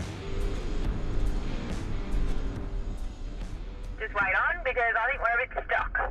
Right, Jake's just got stuck, so we'll have to figure out how to get him out. Let's go have a look. Right, well we'll head home, but nice, good time, eh? Thanks, guys. See yous. Alrighty. What do we want to do? We just have to pull back, I reckon. We're Just just pull hop back on my winch. Yeah, hop on the winch until I get to here. Ow, ow, ow. I need shoes for this.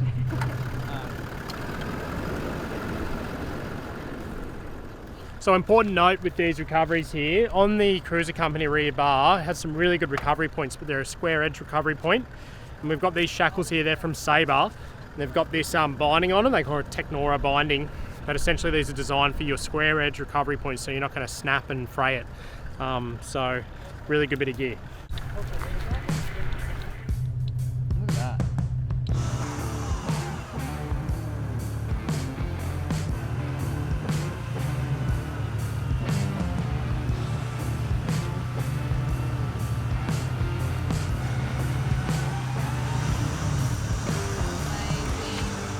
So no dice with the other way around. We think we literally have to drive through this muddy bog hole. Anyway, we'll do it sensibly. We'll see how deep it is. Go for the most shallow one. Probably put some max tracks down to get us a little bit of momentum, maybe just get across. So we'll see how we go. Okay, we've got to get through this to do the rest of the adventure.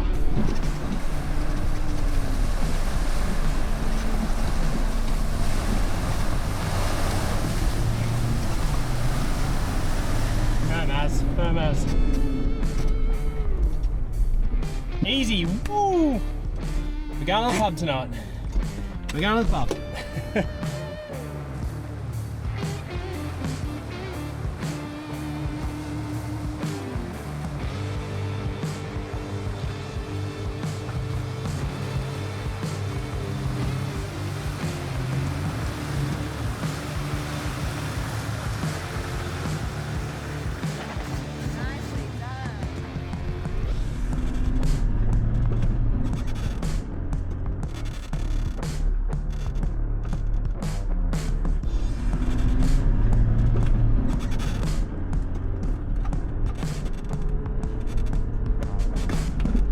We're on the beach.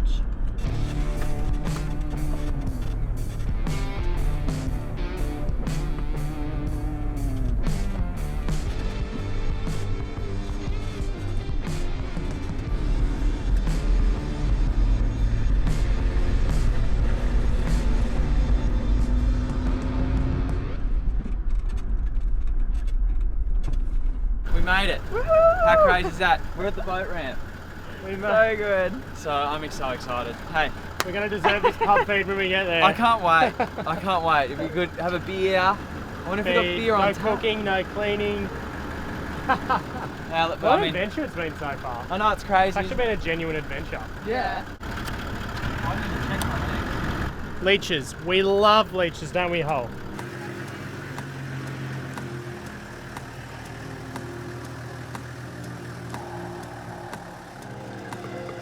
I don't think I've ever been this far in its boat ramp. Fully in. That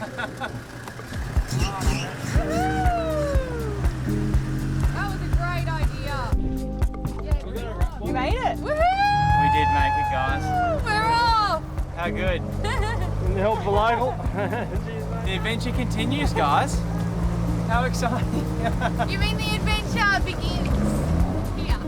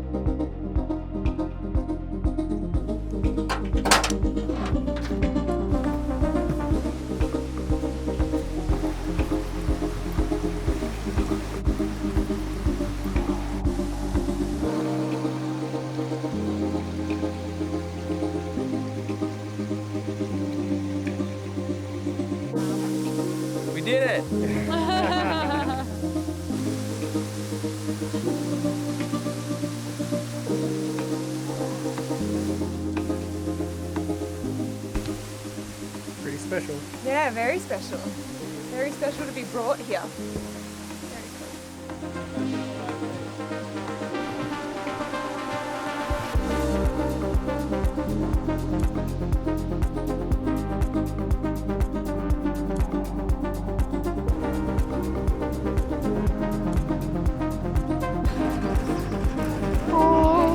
Tough one. I was laughing.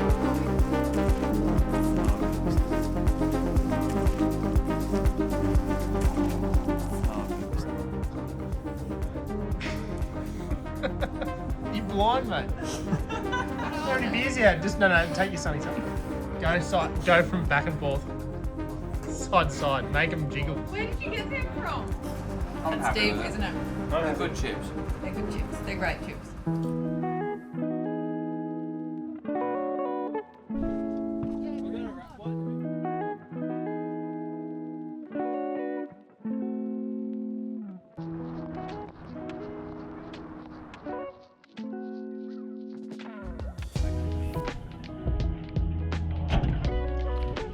Very smooth, huh?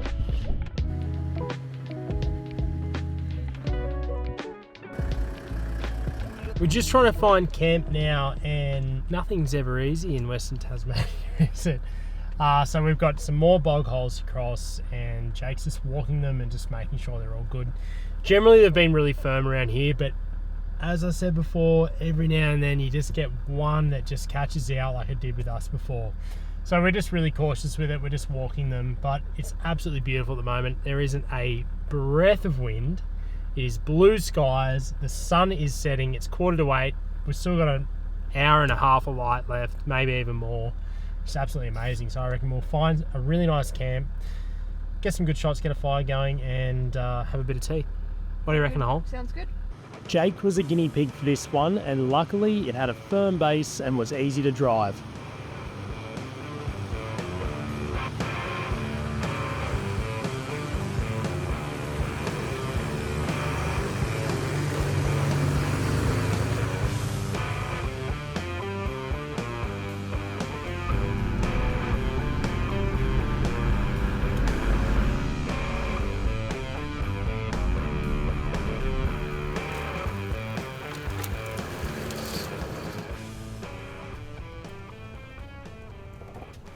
Camp was set up and we decided to head down to the beach to watch the sunset over the ocean. A bit of a novelty for us Easterners. The weather can turn in an instant in Western Tassie, but calm afternoons like this one are just magic and really do make it all worth it.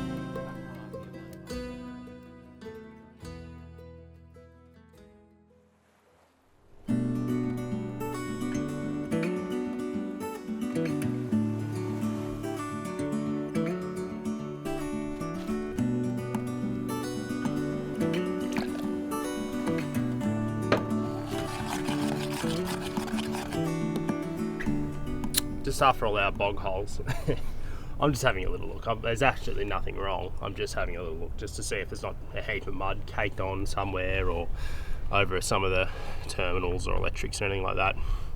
Just having a little look, you know.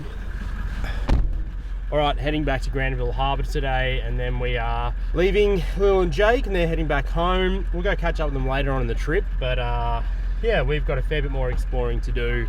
Probably up sort of the more northwestern end of Tassie, and we've got some pretty cool stuff planned in the way. So we have to do a 4-wheel drive track out of here, which is just as big as the one we did in yesterday. It's the same thing, so let's get it done. This section of the track took us over 4 hours to drive the day before, so we were gearing up for a long morning in the cars.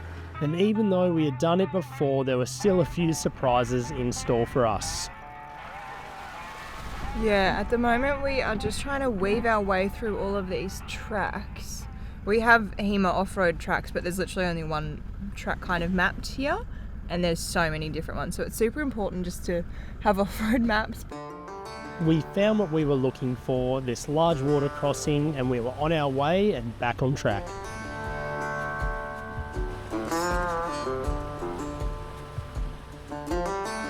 Alright, out of the first maze of bog holes, now we have a fairly easy-ish drive, I suppose, up to... Conicles? Yeah, the Conicles. Should be next. And they're the next big bog holes, the ones that caught us out yesterday. So we know which ones to go around now. Yeah. So hopefully we can remember which way Yeah. we went.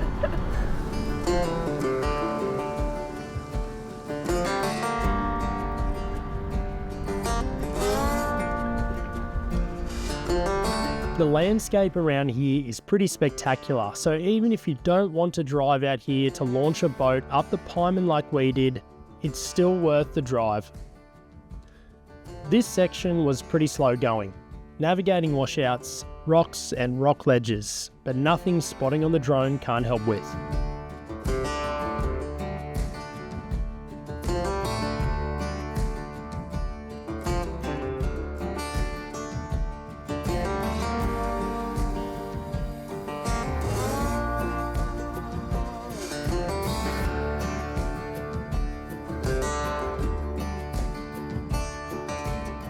From here we had the beach in our sights, which meant we were well over halfway along the track.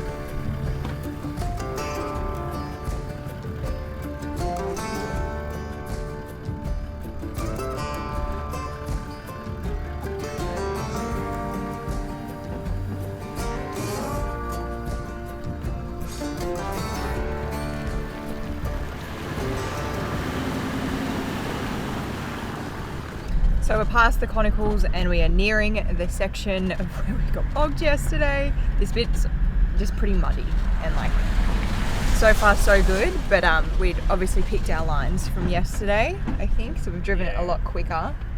But yeah, yeah. And it's funny, the bog hole we got stuck in yesterday, there's literally a track around it. So we'll just. But it just was so unassuming. Well, we've already seen. Yeah. Jake went through it. Jake and Lil went through it. Super easy, and then I must have just broke that surface tension and kind of created that first rut, and then I just went in just straight down. Yeah. So anyway, all learning experience, isn't it? Surprised he went through it. That's where we got bogged. That's the one. This is the track around. At this point, we weren't too far from the end of the track, and we were all fairly relaxed because we had thought we had made it past most of the obstacles. But it's crazy how quickly things can change out here. Okay. We're in trouble.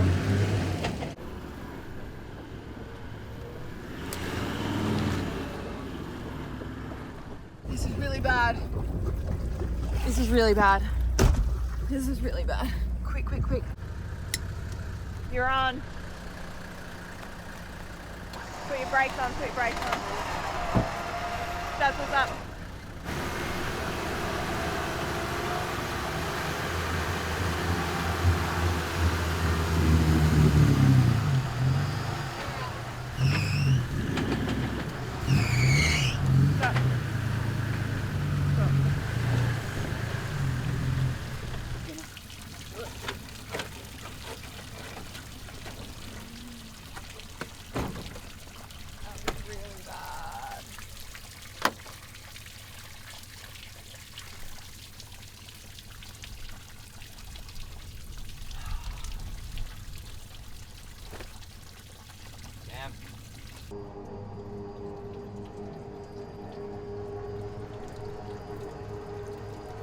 So we drove that yesterday, Did we drive that yesterday? Yeah. No, we went that way. Oh, We went that way.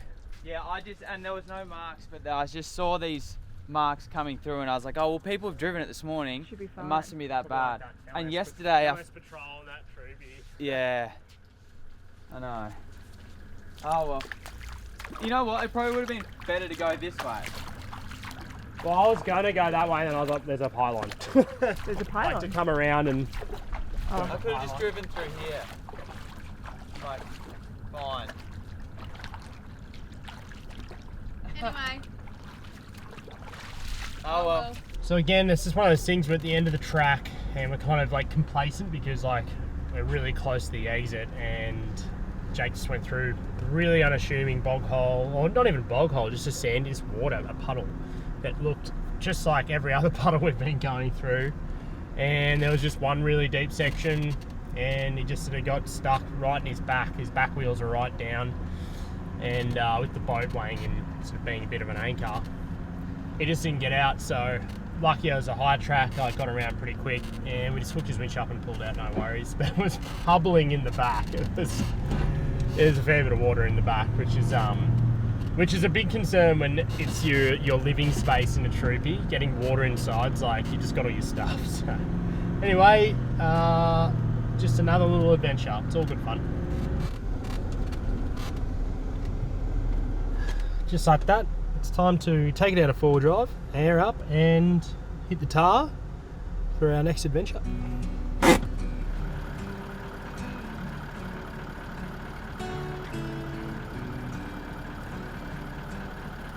We are back at the Pieman River. So just finished up with Bill and Jake, and now back at the Pieman, we're going to cross it on the Fat Man barge and then keep heading north.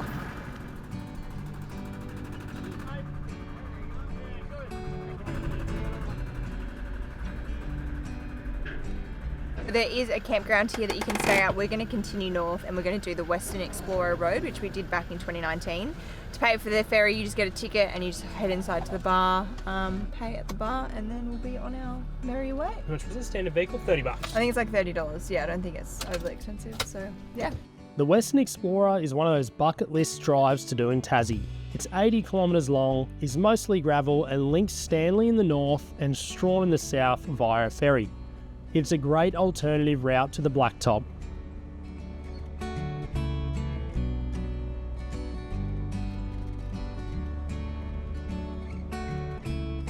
So a bushfire went through here in January, and it's absolutely decimated the place. It's pretty bleak, really, seeing the bush like this and just how badly it's been affected. Anyway, that was a while ago now. I think it'll take a while for it to bounce back. But anyway, that's what happens.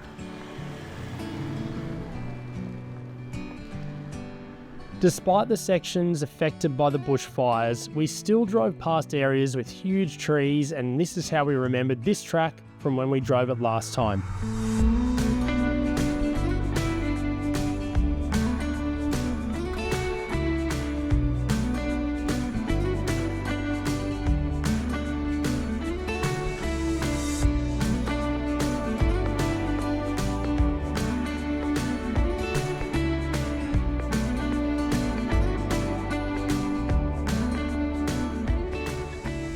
So up in the Arthur Pieman Reserve area, there's heaps of campgrounds around here, and we've just paid for camping for the night. So we paid $6 for an unserviced kind of campground. Apparently it's first in, best dressed. So we'll go down and check out the spots now. There's heaps of different options along here, so just check them out before you come. Initially we were going to try and get down to Sandy Cape, but we're just both so exhausted from the past couple of days, and it's very similar to what we did yesterday, so we're happy just to pick an easier option, get to camp, set up, and enjoy the rest of the afternoon.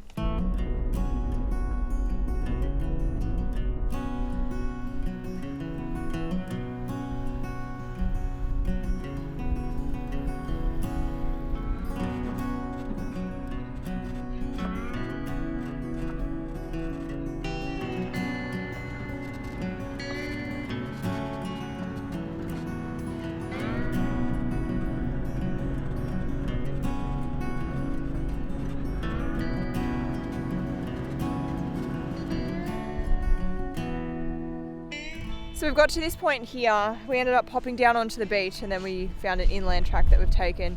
And because we're not from here, we also don't know if like you're allowed to just camp wherever. I think you are. Kind of says, you know, you can past a certain point, it's 4-wheel drive and just like pick your own campground. We managed to find a relatively protected camp close by for the night. We didn't do the track as we were well and truly tired by this point.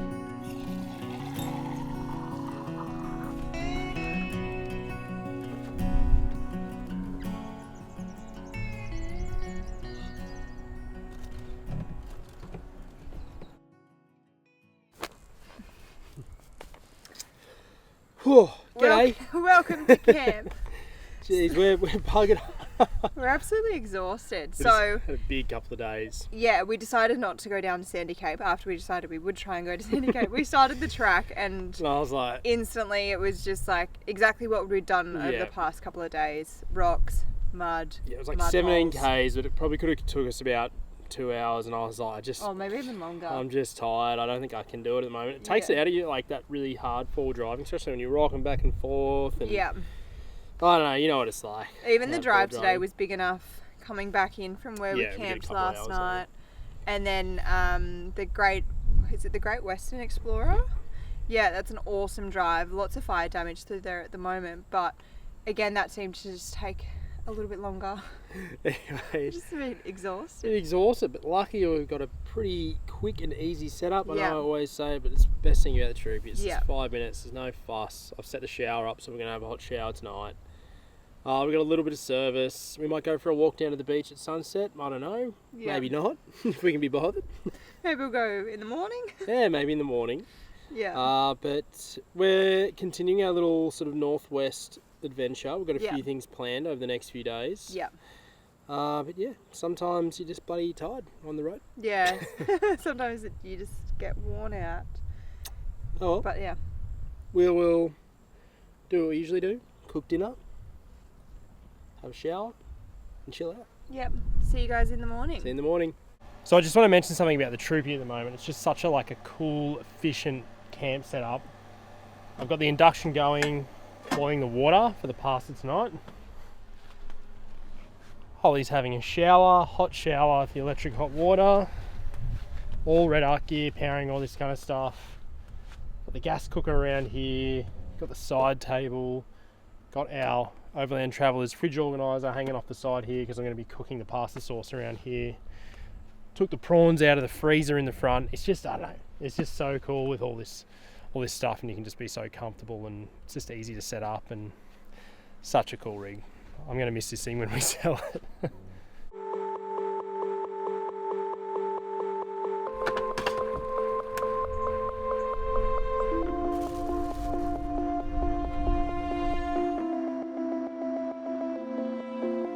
Good morning, everyone. Good morning. We have woken up refreshed, Yeah. ready for travel and Yep. adventure and filming. We were so tired this afternoon. Yeah, we were We're good now. We had a exhausted. great sleep. Yeah. It is a good bed up there. And the temperature's really good in Tassie at the moment for sleeping. It's just cool enough, not too cold. You can just get real snugly in bed. Yeah. It's really nice. It's nice. So this morning we were hoping it would be blue and sunny like it was yesterday. It's come over a bit overcast again, but there's no rain actually forecast, but who knows what's going to happen with Tassie. Yeah, So you never know. our plan today, we're going to head north from here. We're not far from Arthur River. There's a spot there called Edge of the World. So that's where the Arthur River flows into the ocean. So similar to what we saw with the Pieman and all the other rivers that we've kind of tried to cross. We're not crossing this one, but there is a cool vantage viewpoint. So we'll go check that out. We'll then head a little bit further north up to this spot called Green Point Campground. Yep. The plan was to just camp there. We're only 45 minutes from there at the moment, but with weather like this, we might continue on. We'll just see. Have a bit of a road trip day. Yeah. Just, we can keep going, do a bit of the Tarkeen drive. Yeah. We'll go to Stanley. But this next section of the trip, it'll be more of a West Coast kind of road trip. Yeah. We're going to be going from the top of the West Coast up north, and we're going to go right down all the way to Hobart. Yeah. And our goal is to get to Hobart and have a nice dinner somewhere. Yeah. And see everything on the way. There's lots to see. There's so much to see. It's a cool road trip. Yeah, let's get on the road. Let's do it.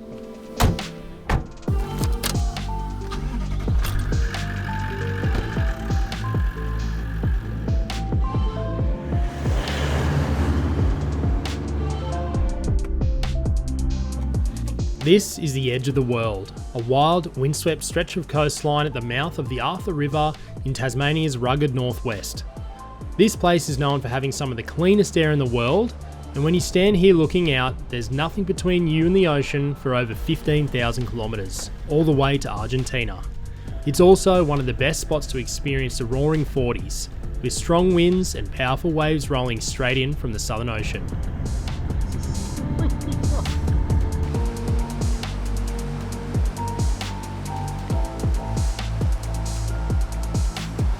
What's the temperature like? So cold. So this is Greenpoint Beach. There is a free camping area just up the hill there. It's quite small and I think it would get very busy because it's free. But the beach is absolutely beautiful. The water, however, as Matt discovered over on the north at Boat Harbour Beach, is freezing. We're used to the water down at the south coast in New South Wales, which is like colder than a lot of water in Australia, but this is next level. So I heard a local walk past and said that they've never seen that beach as calm and as clear before. So yeah, it was absolutely beautiful. Heaps of little shells to find. You could spend hours there just looking at all of that.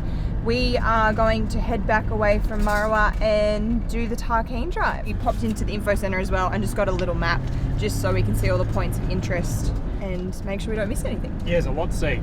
Lot to see.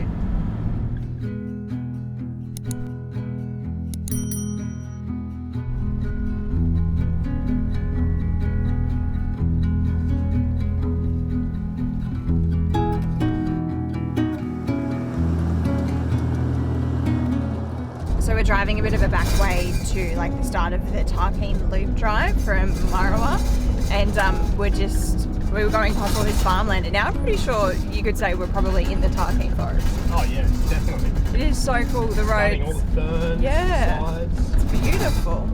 Really, really cool. The Tarkine Drive is roughly 130 kilometres long. It's a sealed loop road that takes you through the heart of Australia's largest temperate rainforest in northwest Tasmania. So next spot is the Sumac Lookout. There's just a short little walk, I'm assuming, to a lookout platform, which we're just going to go have a look at now.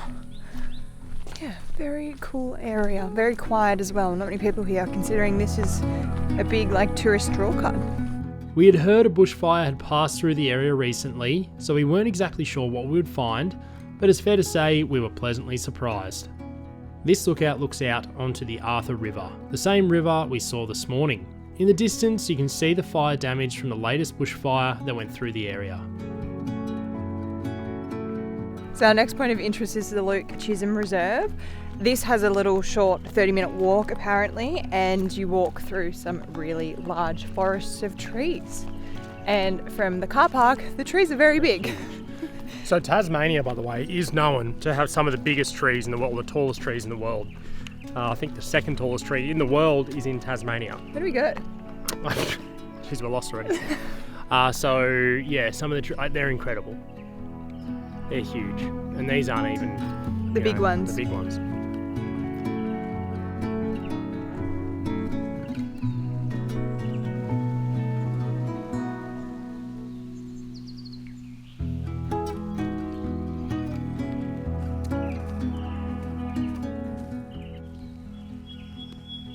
If you're coming to Tassie, definitely check out all their short walks. So this is one of them, and they're all over the state. And you can just be driving down some scenic drive, and there will be sort of one of the Tassie short walks off the side of the road. And they can be anywhere from a couple of minutes to sort of 30 minutes, and they're really easy grades. And a lot of them are probably accessible with wheelchair and things like that. But they're just absolutely stunning, and they're just a really nice way to get out and stretch your legs when you're on the road. Just do a quick 15-minute walk, and then you can end up at a place like this. Look at this. This is a sinkhole that's been filled in with water. Absolutely amazing. There are a lot of sinkholes in this area because of the type of rock underground and the amount of rainfall it gets. The ground is made up of limestone, which slowly wears away as water moves through it over time. This creates underground caves, and when parts of those caves collapse, sinkholes like this one form.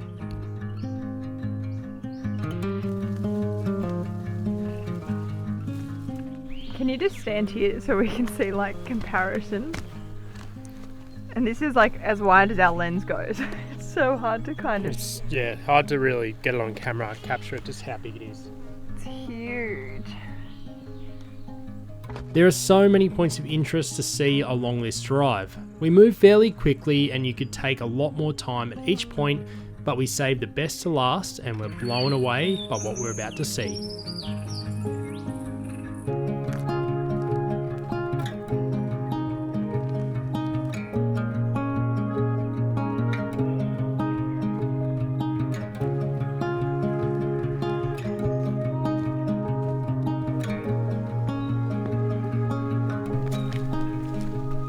This is unreal.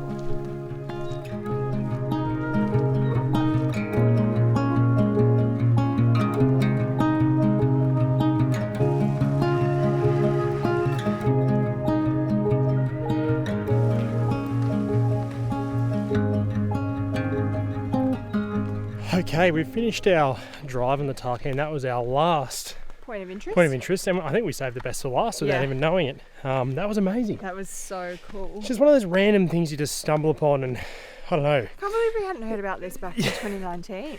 If it was in like, if it was near like a major centre or a city, like it'd be a huge tourist attraction. But it's just this random little thing off the side of the road, and it's absolutely incredible. Easy walk. Yeah. One thing about the Tarkine is it kind of goes through a bit of farmland. There's obviously the dense forest, but then there's also logging in the area as well. So to drive here, you literally drive past farms.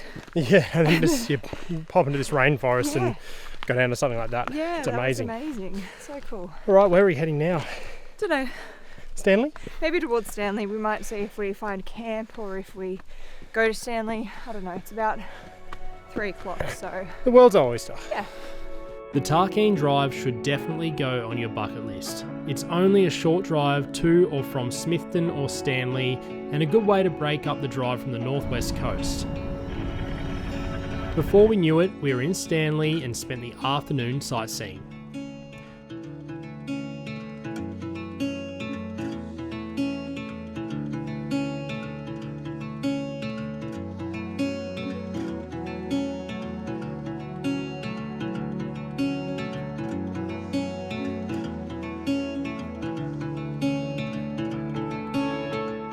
With the rain, we decided not to take the chairlift up the nut this time around.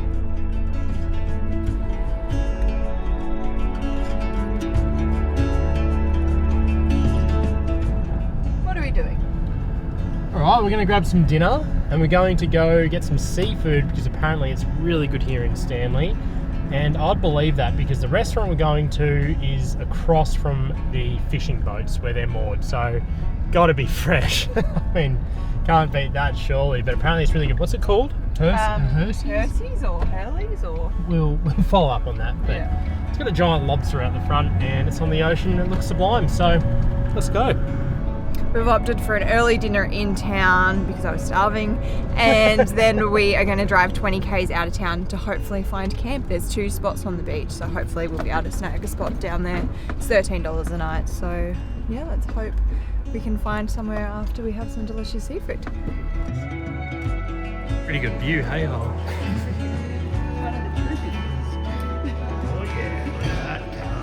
Can confirm the seafood was delicious. If you're coming to Stanley, you'd be mad to miss this place. They have a restaurant for sit-down bookings and also a takeaway shop.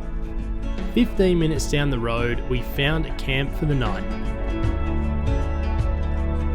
So we are down at Black River Campground. This is only 15 minutes from Stanley. There's a pay station here. There's also heaps of different little sites that you can kind of get into. We found a pretty good one, so we've just come back up to pay at the pay station. They've got card facilities, so you don't need cash.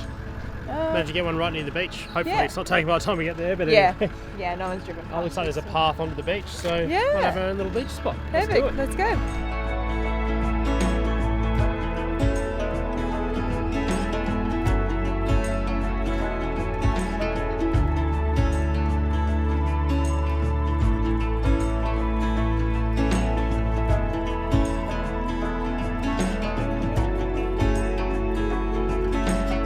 So we couldn't find a track to the beach just up the back here, but that's all right. We have just done a bit of filming for some work stuff, and now we're going to retreat inside because the sandflies or midges have popped out. So yeah, we will see you guys in the morning.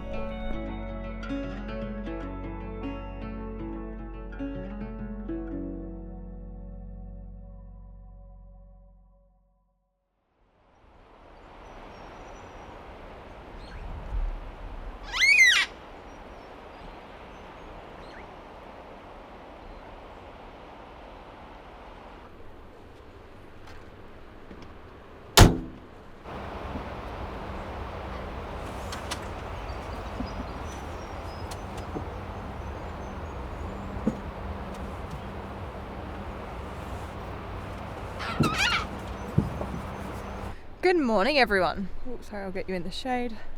We have had the most beautiful morning here. The sun is shining, it's not too windy, and we are about to do a bit of a drive day. So we're going to head across to Burnie because that is the closest car wash. There is a car wash at Smithton, but that is in the wrong direction. So we're going to head to Burnie, wash the car, and then head down towards Strahan, and then do the drive between Strahan and Queenstown to Lake Burberry. So that's a pretty epic drive. We've done it before. It's pretty spectacular. So that is the plan for today. So quite a bit of time in the car. We have done a bit of a big loop, and going back to Strahan probably isn't ideal for some people, but we want to go to the Hue and Pine shop that they have down there, maybe get some Christmas presents. So yeah, let's get on the road.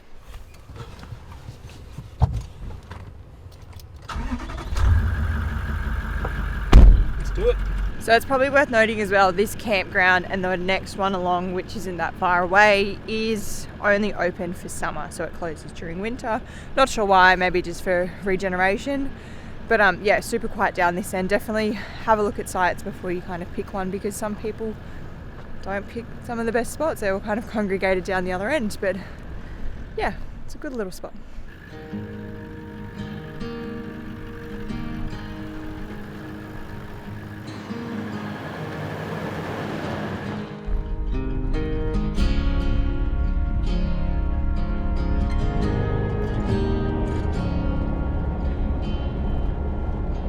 With the clean troopy, we were back on the road heading south. We were doubling up by doing this road again, but it was the only way to get where we wanted to go. There aren't too many roads in Tassie, especially on the west coast. It's a reminder of just how remote this part of the world is. So we're back in Strahan. We just went to the Hue and Pine sawmill area shop, which was really cool. They've got some beautiful pieces in there. We found a few Christmas presents, and yeah, got ourselves a beautiful slab of... Get yourself a chopping board. Yeah, got a beautiful we've slab. had ours for 6 years now, our original one when we first came here, and it's just a really good chopping board. So now we're heading up to Queenstown. Just wanted to note quickly here, Strahan is where you can do the Gordon River cruises, which we did last time, which are really good. Henty Dunes also aren't far out of town, which are cool to see as well. But yeah, on to Queenstown now, which is a spectacular drive. Yep, and look, the river cruise is well worth it. Go and check our old video out if you want to see that instead of the experience of it. It was really good. It's a really old video, so yeah. Forgive us. I don't think the video is great. It's well worth it. Today would be actually amazing. Yeah. It's sunny and it's not windy, so it'd be like glass out the river. The weather here is in like chalk and cheese compared to what we had about a week ago, so... yeah, let's go to Queenstown and then find camp. Strahan and Queenstown are only a bit over 40 kilometres apart, and the drive takes about 45 minutes. After Queenstown, on the way to Lake Burberry, you drive the famous mountain pass, 99 Bends.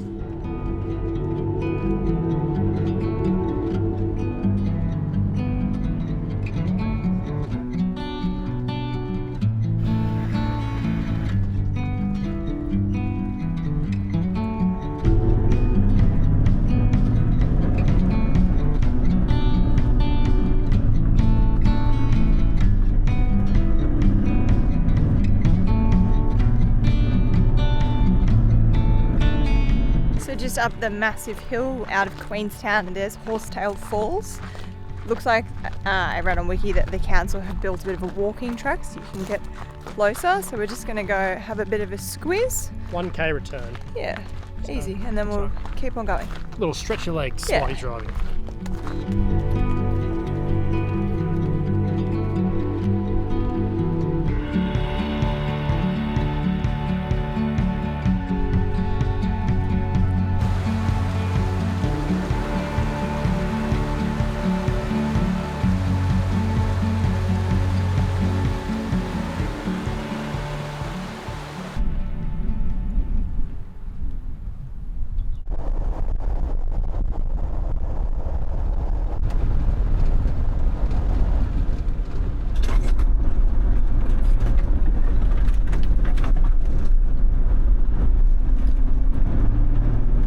in an attempt to find camp, we caught ourselves in a bit of a pickle.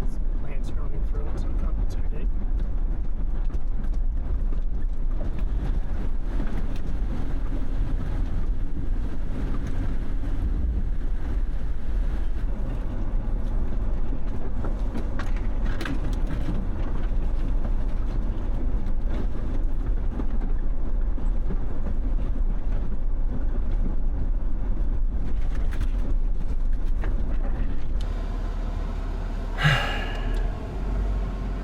We've popped out to the lake.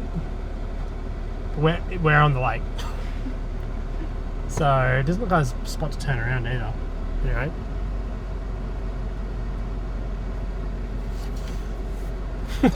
Okay.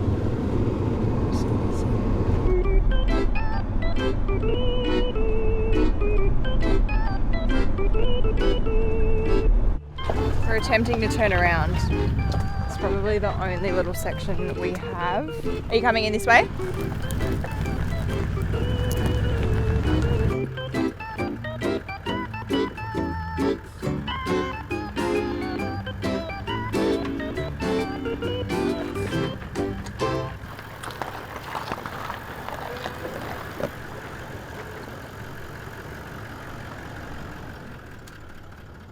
Good job, sorry. So we used new tracks to find this track to hopefully find a camp, and it looked like it went down to the water. But the water must be really high because... You win some, you lose some, eh? You know? Yeah. We had a new tracks track that took us to a good little camp in this trip. And it was like labelled black, which is difficult, whereas this one was labelled blue, which Matt said is like not that hard. Moderate, yeah. And it's not hard, it's just super overgrown and a bit of water around. Matt said the ground's really firm, but some of the puddles are fairly deep. But There was one that was decently deep. Yeah. Probably like, it went up to the bonnet. yeah, well, yeah. The bow wave did anyway. Jeez, I don't remember this hole. Remember this? No. Anyway, we'll get off this track and then hopefully find camp.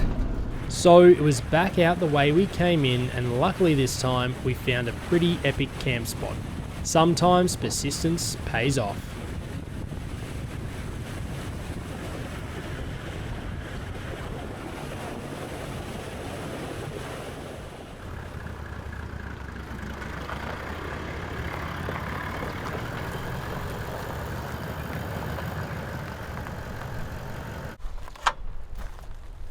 Best thing about this spot, we've got heaps of rocks for handbrakes, so we're sweet as. How good's that?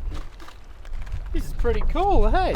Yeah, considering Considering we went past, we're like, we'll Nah. go down here and check this spot.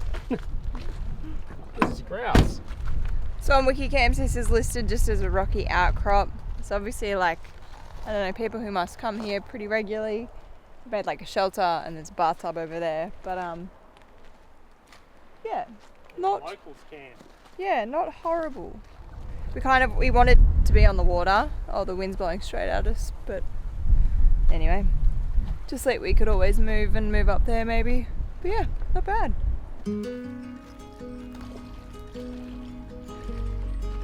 Fresh? Oh, refreshing. Nice once you're out. Now I've got a hot shower. How good.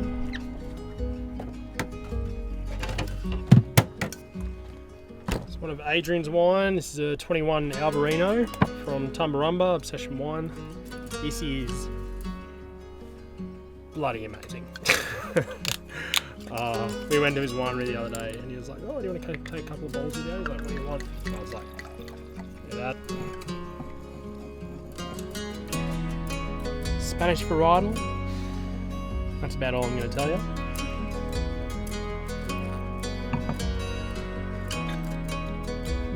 Really nice. Quite acidic, quite tart, but just so refreshing.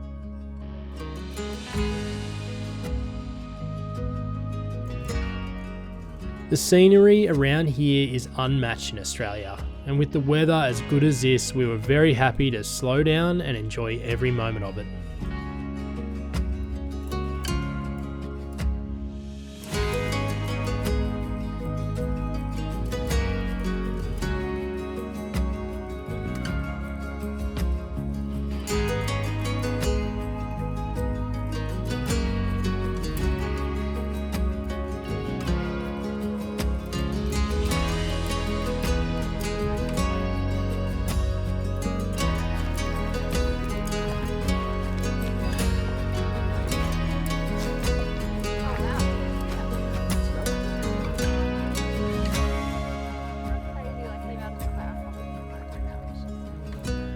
And just when we thought our afternoon couldn't get any better, Tasmania treated us with this beautiful sunset.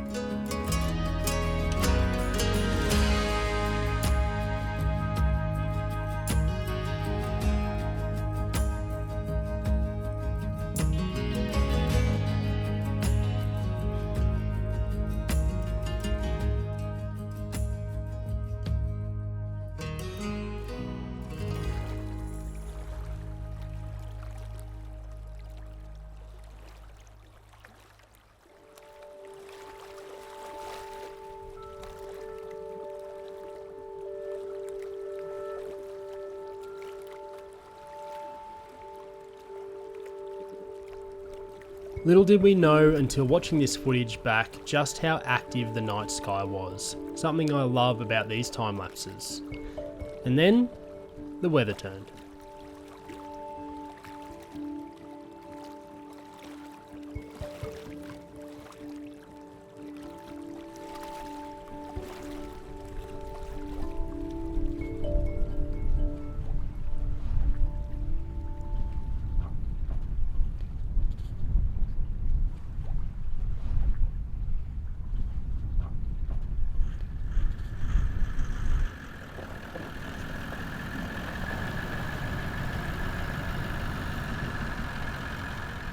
No, heads are up.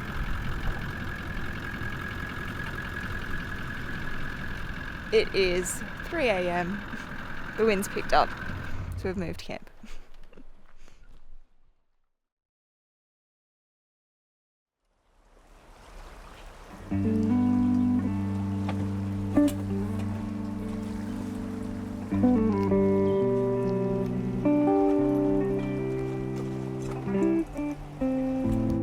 It was a slow morning by the lake, coffee and brekkie while watching the clouds roll over the nearby hills.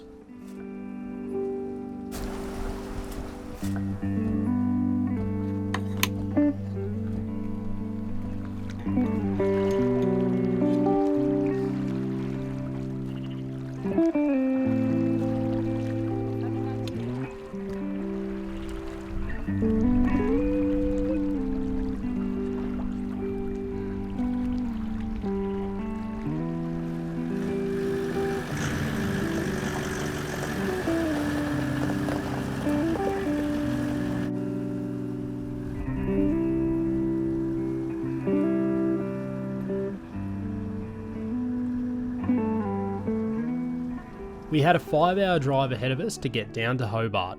Last episode, we said our goal was to get to Hobart and have a nice dinner, which we did. We caught up with Lil and Jake again, but decided to switch off for 24 hours and enjoy being present. So, for this video, to make sense, we pick up on our way into Franklin Gordon National Park.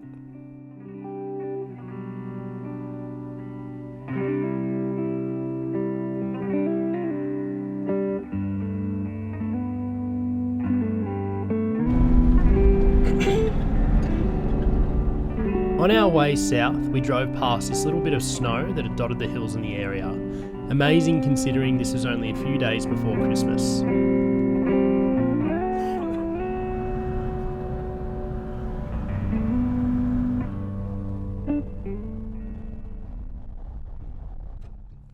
On our way to Strathgordon, we stopped at Mount Field National Park.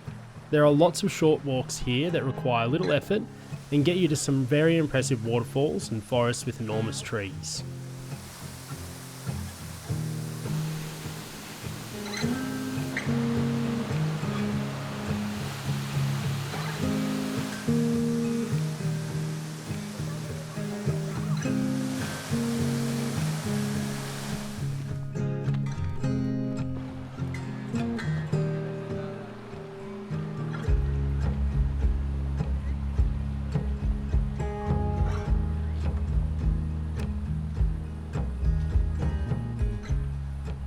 It's hard to really get a sense of scale with how big these trees are, and the only way to really do it is just to see it in real life. It's kind of gives you kind of vertigo just like looking up at it. It's just, and it seems impossible, like it seems impossibly big. It doesn't feel like it should be standing under its own weight, but it's amazing. Absolutely huge. I'd love to know how many meters it is exactly, and to think that there's ones that are even bigger, far bigger. It's Crazy. so interesting knowing how old it is too. Yeah. Ooh. Just looking up too much. So we are in Mountfield National Park. This is on the way into Strathgordon and Gordon Dam, which is where we're going to head this afternoon. There's a super easy walk here to, what was the first one called? Second one was Horseshoe Falls. Yeah. I think the first really one was easy. Florence or something, but I don't think that's correct. Anyway, it absolutely up beautiful. And then just beyond the waterfalls, there's this tall tree area, and people kind of weed off. There was heaps of people at the first one because it's accessible for everyone. And then by the time you get up here, there's absolutely no one here, which is really cool. Yeah. So it's well worth coming up that little bit extra. Yeah, these trees Cut are the very, crowds away. very impressive. You see some of these trees. Yeah.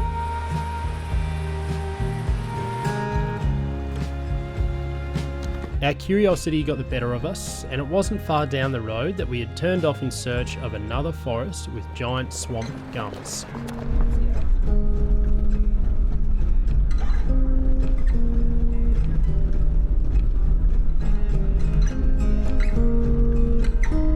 So we've taken a little bit of a detour to the Styx Big Tree Walk. We saw some signs off the road and have followed a forestry track on the way in. To get here is about 15 k's off the road. And yeah, we'll just go see what the info says about it. There's a little short walk here and see if we can see some more big trees. It is so hard to capture on camera how big these trees are, so you just need to come yourself.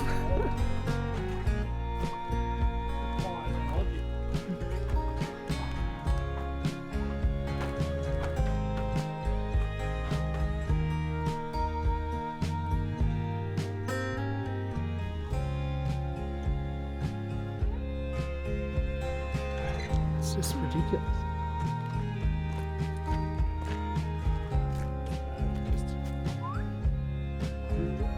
So Mountfield National Park isn't too far from Hobart, so it was really, really busy there, lots of tourists. But if you're touring around and you've got a four-wheel drive, definitely come to somewhere like this because it's just as spectacular and there's no one here. So it's well worth it if you've got a four-wheel drive.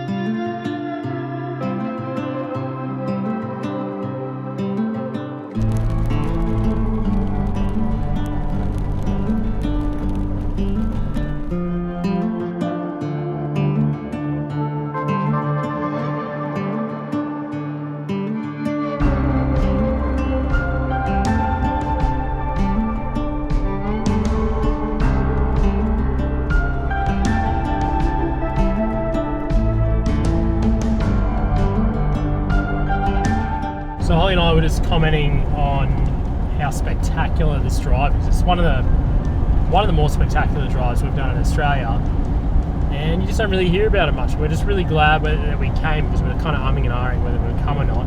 In other news, it's 10 degrees outside, it's rainy, it's misty, and it's very Tassie at the moment, so it all adds to the appeal, but wouldn't mind it being a little bit warmer just a couple of days out from Christmas. But anyway, that's what you get in Tassie, wet and wild weather.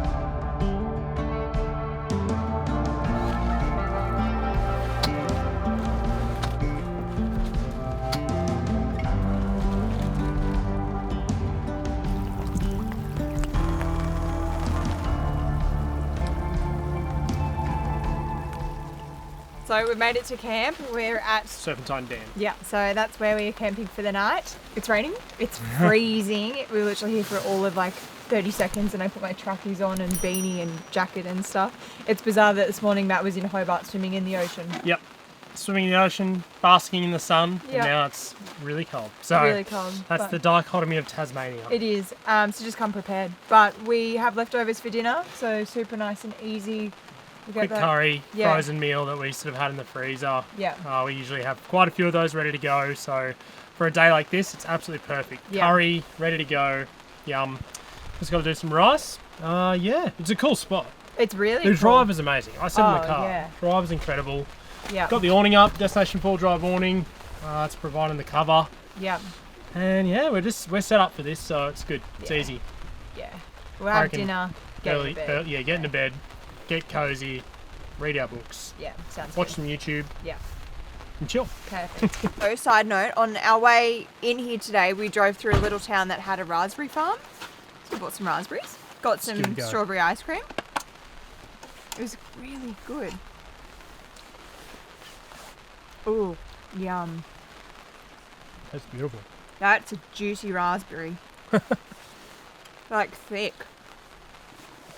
Yum. Yum. Because our little stand-in cooker is only a single burner, it's a bit hard to do this kind of stuff. So on this trip we have been using our backup induction plate, which isn't the best quality, I said before. It kind of heats the pan up, but you know what, it does the job, and it is really handy just having that extra bit of a backup for when you are an idiot like me and you forget your gas regulator. How's it going in there? Good. It's nice and warm. I get the good job to stay inside. It's one of those like really cool camp spots, so you like, when you're on it, you kind of like, this is kind of pictures of a little bit. It's like, just, it's nice when it's aesthetically pleasing, you know, for YouTube and that, but you just get some cool shots and inspires you a bit to get some cool footage.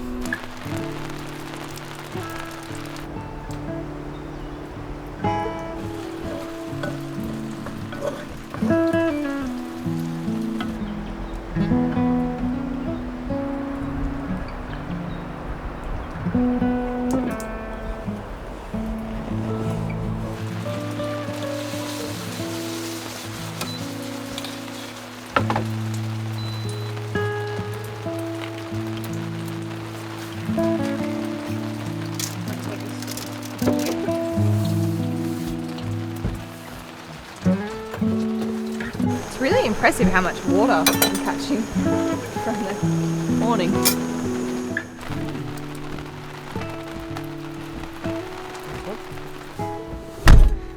And I'll say it again. Droopy is so good for this kind of stuff. I couldn't imagine being in like a canopy setup right now and just sitting outside and You'd just be up in being bed. outdoors. You'd be up in bed. And it's doable, it's fine, but this is what they're all about. Having a setup like this and droopy stuff like this. Let's watch some YouTube.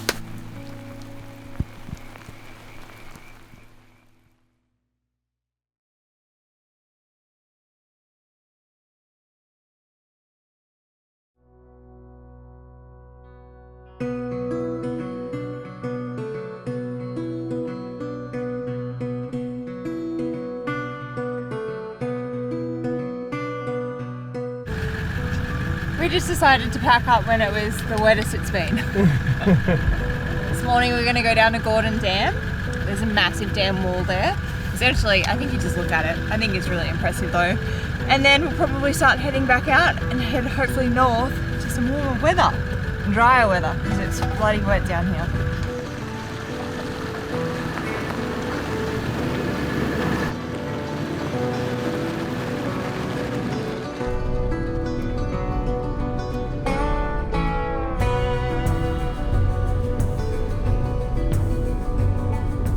Gordon River Dam is one of the largest dams in the Southern Hemisphere, measuring 140 metres tall. It was built back in 1974 and was very impressive to look at. This was our final full day in Tassie before catching the ferry back to the mainland the following day. So we decided to drive from Gordon Dam north up to Bridport, so we weren't too far away from Devonport. Tasmania is also well known for its produce, so we made sure to stop along the way to purchase different bits and pieces to take home with us. In the north, the region has come up with a tasting trail map. We use this and highly recommend doing so if you come in the area. You can find it in the info centres or you can just Google it. The weather was clearing, so we took the opportunity to stop and take in these amazing mountains. The landscape around here is very similar to the South Island of New Zealand, and we have a New Zealand series coming out next week. So subscribe if you're new here so you don't miss out on that. We are near Bridport in Tassie, and we're on the beach just trying to find camp for the night. Now apparently there is some camping up here, but our only issue is it is very windy. Like, I'm talking, feels like 50-kilometre gusts kind of thing, like not nice camping kind of stuff. Besides that, it's absolutely beautiful, sunny. You wouldn't know it's windy outside at the moment, but yeah, it's pretty bad. Oh, black cockies. So we're just gonna have a look. We've aired down, we'll check it out, and we'll see if we can find a nice protected spot. Maybe amongst these dunes there's some nice thick brush that'll break the wind for us. We'll just have a look. We hope we can find something because it's really nice. Kind of got this beachy ocean kind of track, bit of sand driving, dune driving. So we've got tyres down a bit. It's not too bad though, the sand's nice and cool. Just in high range first gear, it's easy.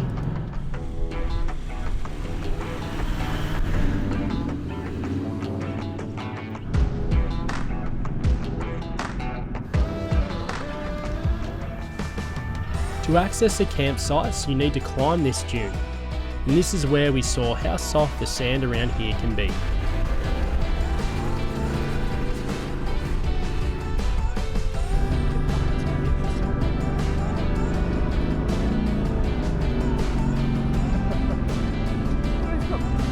Bogged downhill.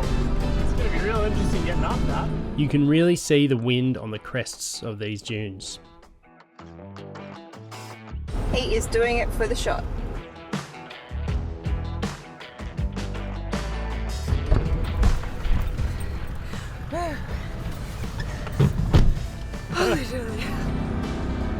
Gear change, let's go.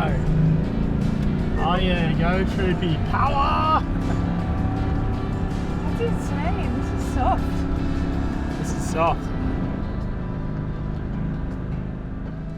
I know we talk about it all the time, but having offline maps is so valuable. We have driven along the beach, we're now at the next point, and we need to try and find the camps. The offline map is just kind of giving us a bit of a gauge, so hopefully soon we will find the track that we need to go in.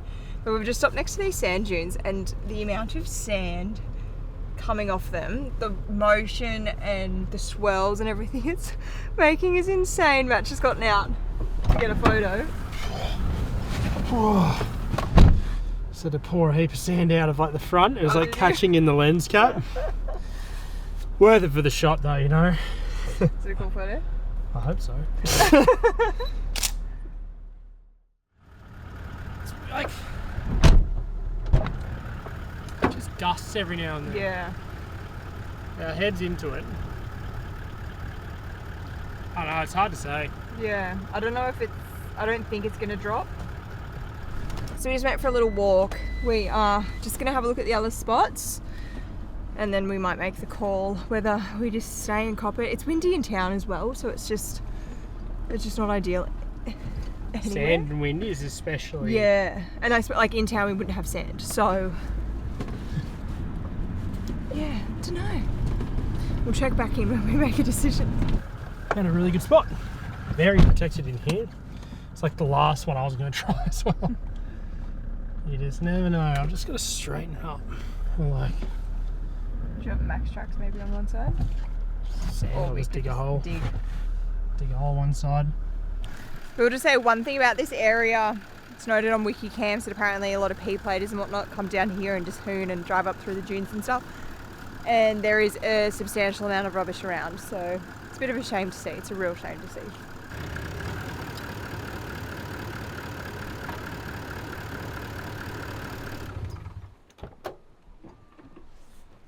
Good find. Yep. Good one. Oh, lucky. Yeah. It's a bit gross, rubbish everywhere. Find your camp, so I suppose generally everyone does this. Not everyone. Hopefully most people do this at camps and slowly clean them up.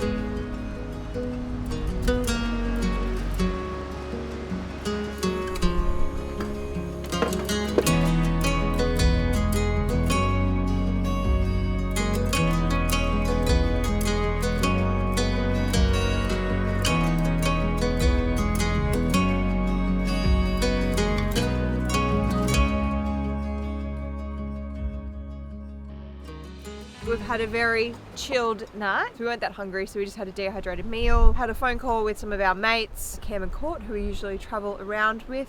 And now we're just gonna have a hot chocolate. We just went for a walk down to the beach. We have a false sense of how not windy it is in here. We went down to the beach and then Matt just went to the dune. It was windy. Yeah, so protected in here. Nailed it with the spot. Absolutely nailed it. Yeah. Free camp on the beach. Looks pretty. Zero wind in here. It's like barely a breath of wind in here. Yeah. We're so lucky. So We've lucky. just nailed it. Yeah. And just over there, it's like a proper wind tunnel. Yeah. Crazy. Anyway. Very, very lucky. So we're just gonna have a hot chocolate now and then get into bed. Bit of rain forecast tonight, so we'll see what we wake up to. Last night in Tassie. Yeah.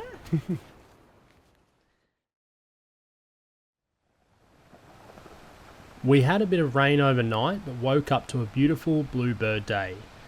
We had plans to see a few venues on the tasting trail before making our way to Devonport to catch a ferry in the afternoon.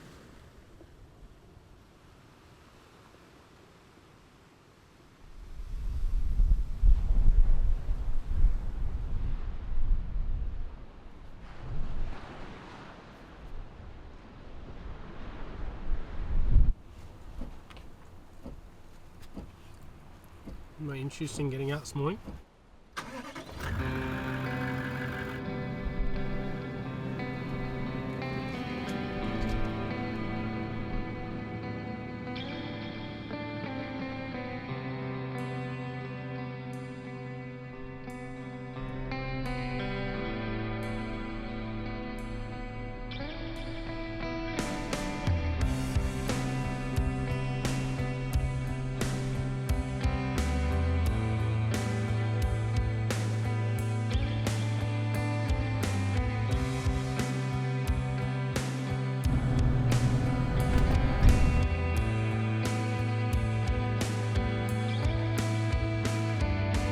Okay, so we're at the exit from the beach up this dune.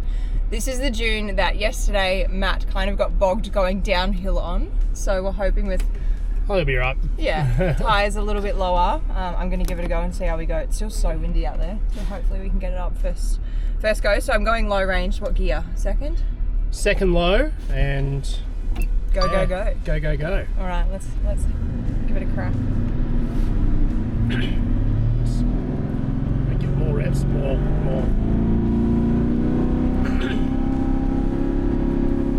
Soft. That's it. Probably do it.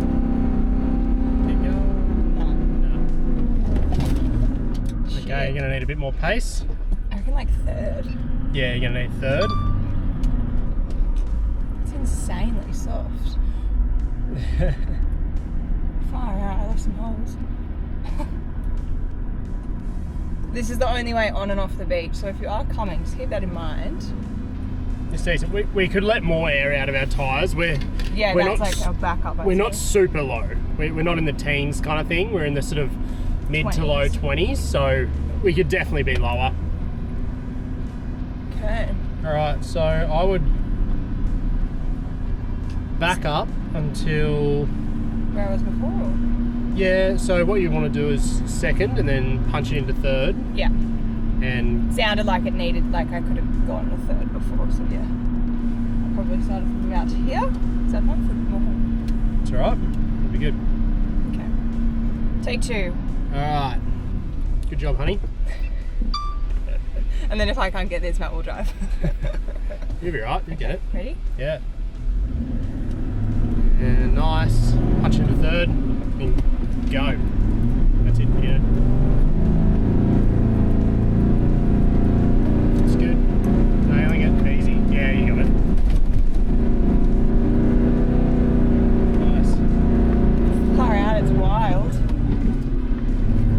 Nailed it. Woo! Good job, honey. Awesome. Yay! Thank you. That is so soft. That is insane. And it's cold outside. It is 14 degrees. On a hot day, that would be Soft old near exit. impossible. Right, am I going to drone in Yeah. here? And then you can drive. That was fun. Good job. Thanks.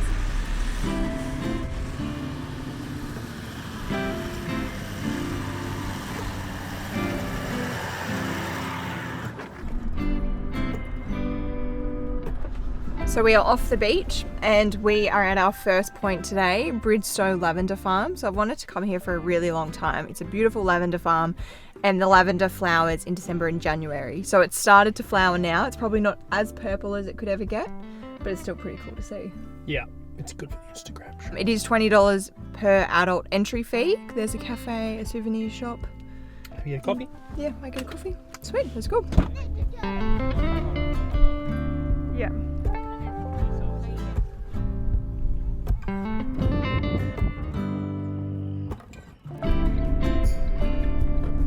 So we've just made it to the truffle farm. We went inside to the little gift store that they had and have done some tastings, bought some products. So really interesting, this is the first truffle farm that was established in Australia. Essentially the owner went over to Europe, realized that the climate was very similar down here and then came back and wanted to try and create his own farm. It took him 10 years to establish it, which is a pretty long process, but then also shared that information, and now there are multiple truffle farms in this area, which is really cool. So you can book tours and go and do a truffle hunt, and then they have like a lunch option as well, I think. We didn't do that today, but yeah, just got some products that we'll take home for Christmas. We had lunch at Christmas Hills Raspberry Farm and dropped into Ashgrove Dairy. Alright guys, that is the end of our time in Tasmania. Pretty well in 10 days. Yeah. But it just goes to show how much you can do here in a short period of time. And we didn't feel rushed. No. Really? No, Tassie is so small. Like it's quite big, but it really doesn't, I don't know, if you're used to driving distances on the mainland, then driving around Tassie is easy. It's wild. I mean, we went from Strathgordon to the opposite corner of the state. Yesterday. Yeah, and in it one felt day. fine. And it felt fine. We weren't like pushing it or didn't do massive hours on the road, and we had plenty of breaks and checked things out. So it isn't refreshing to be able to travel like that around Australia and not have to do large distances. Yeah, it's an absolutely amazing state to come and visit, so make sure you do bring your vehicle over. Amazing produce. Yeah, spend a good amount of time here. It's definitely worth it. Nice and wild west. Yep. And just, we didn't even go over east this time, but it's amazing over there. So it's nice to see. We can't wait to come back in a van, I reckon. Yeah. That'll be the next thing for us. But yeah, thanks very much for watching our series. Keep your eyes out for the next videos from us. We've got lots planned coming up this year. And yeah, cheers. We'll see you in the next one. Thank you.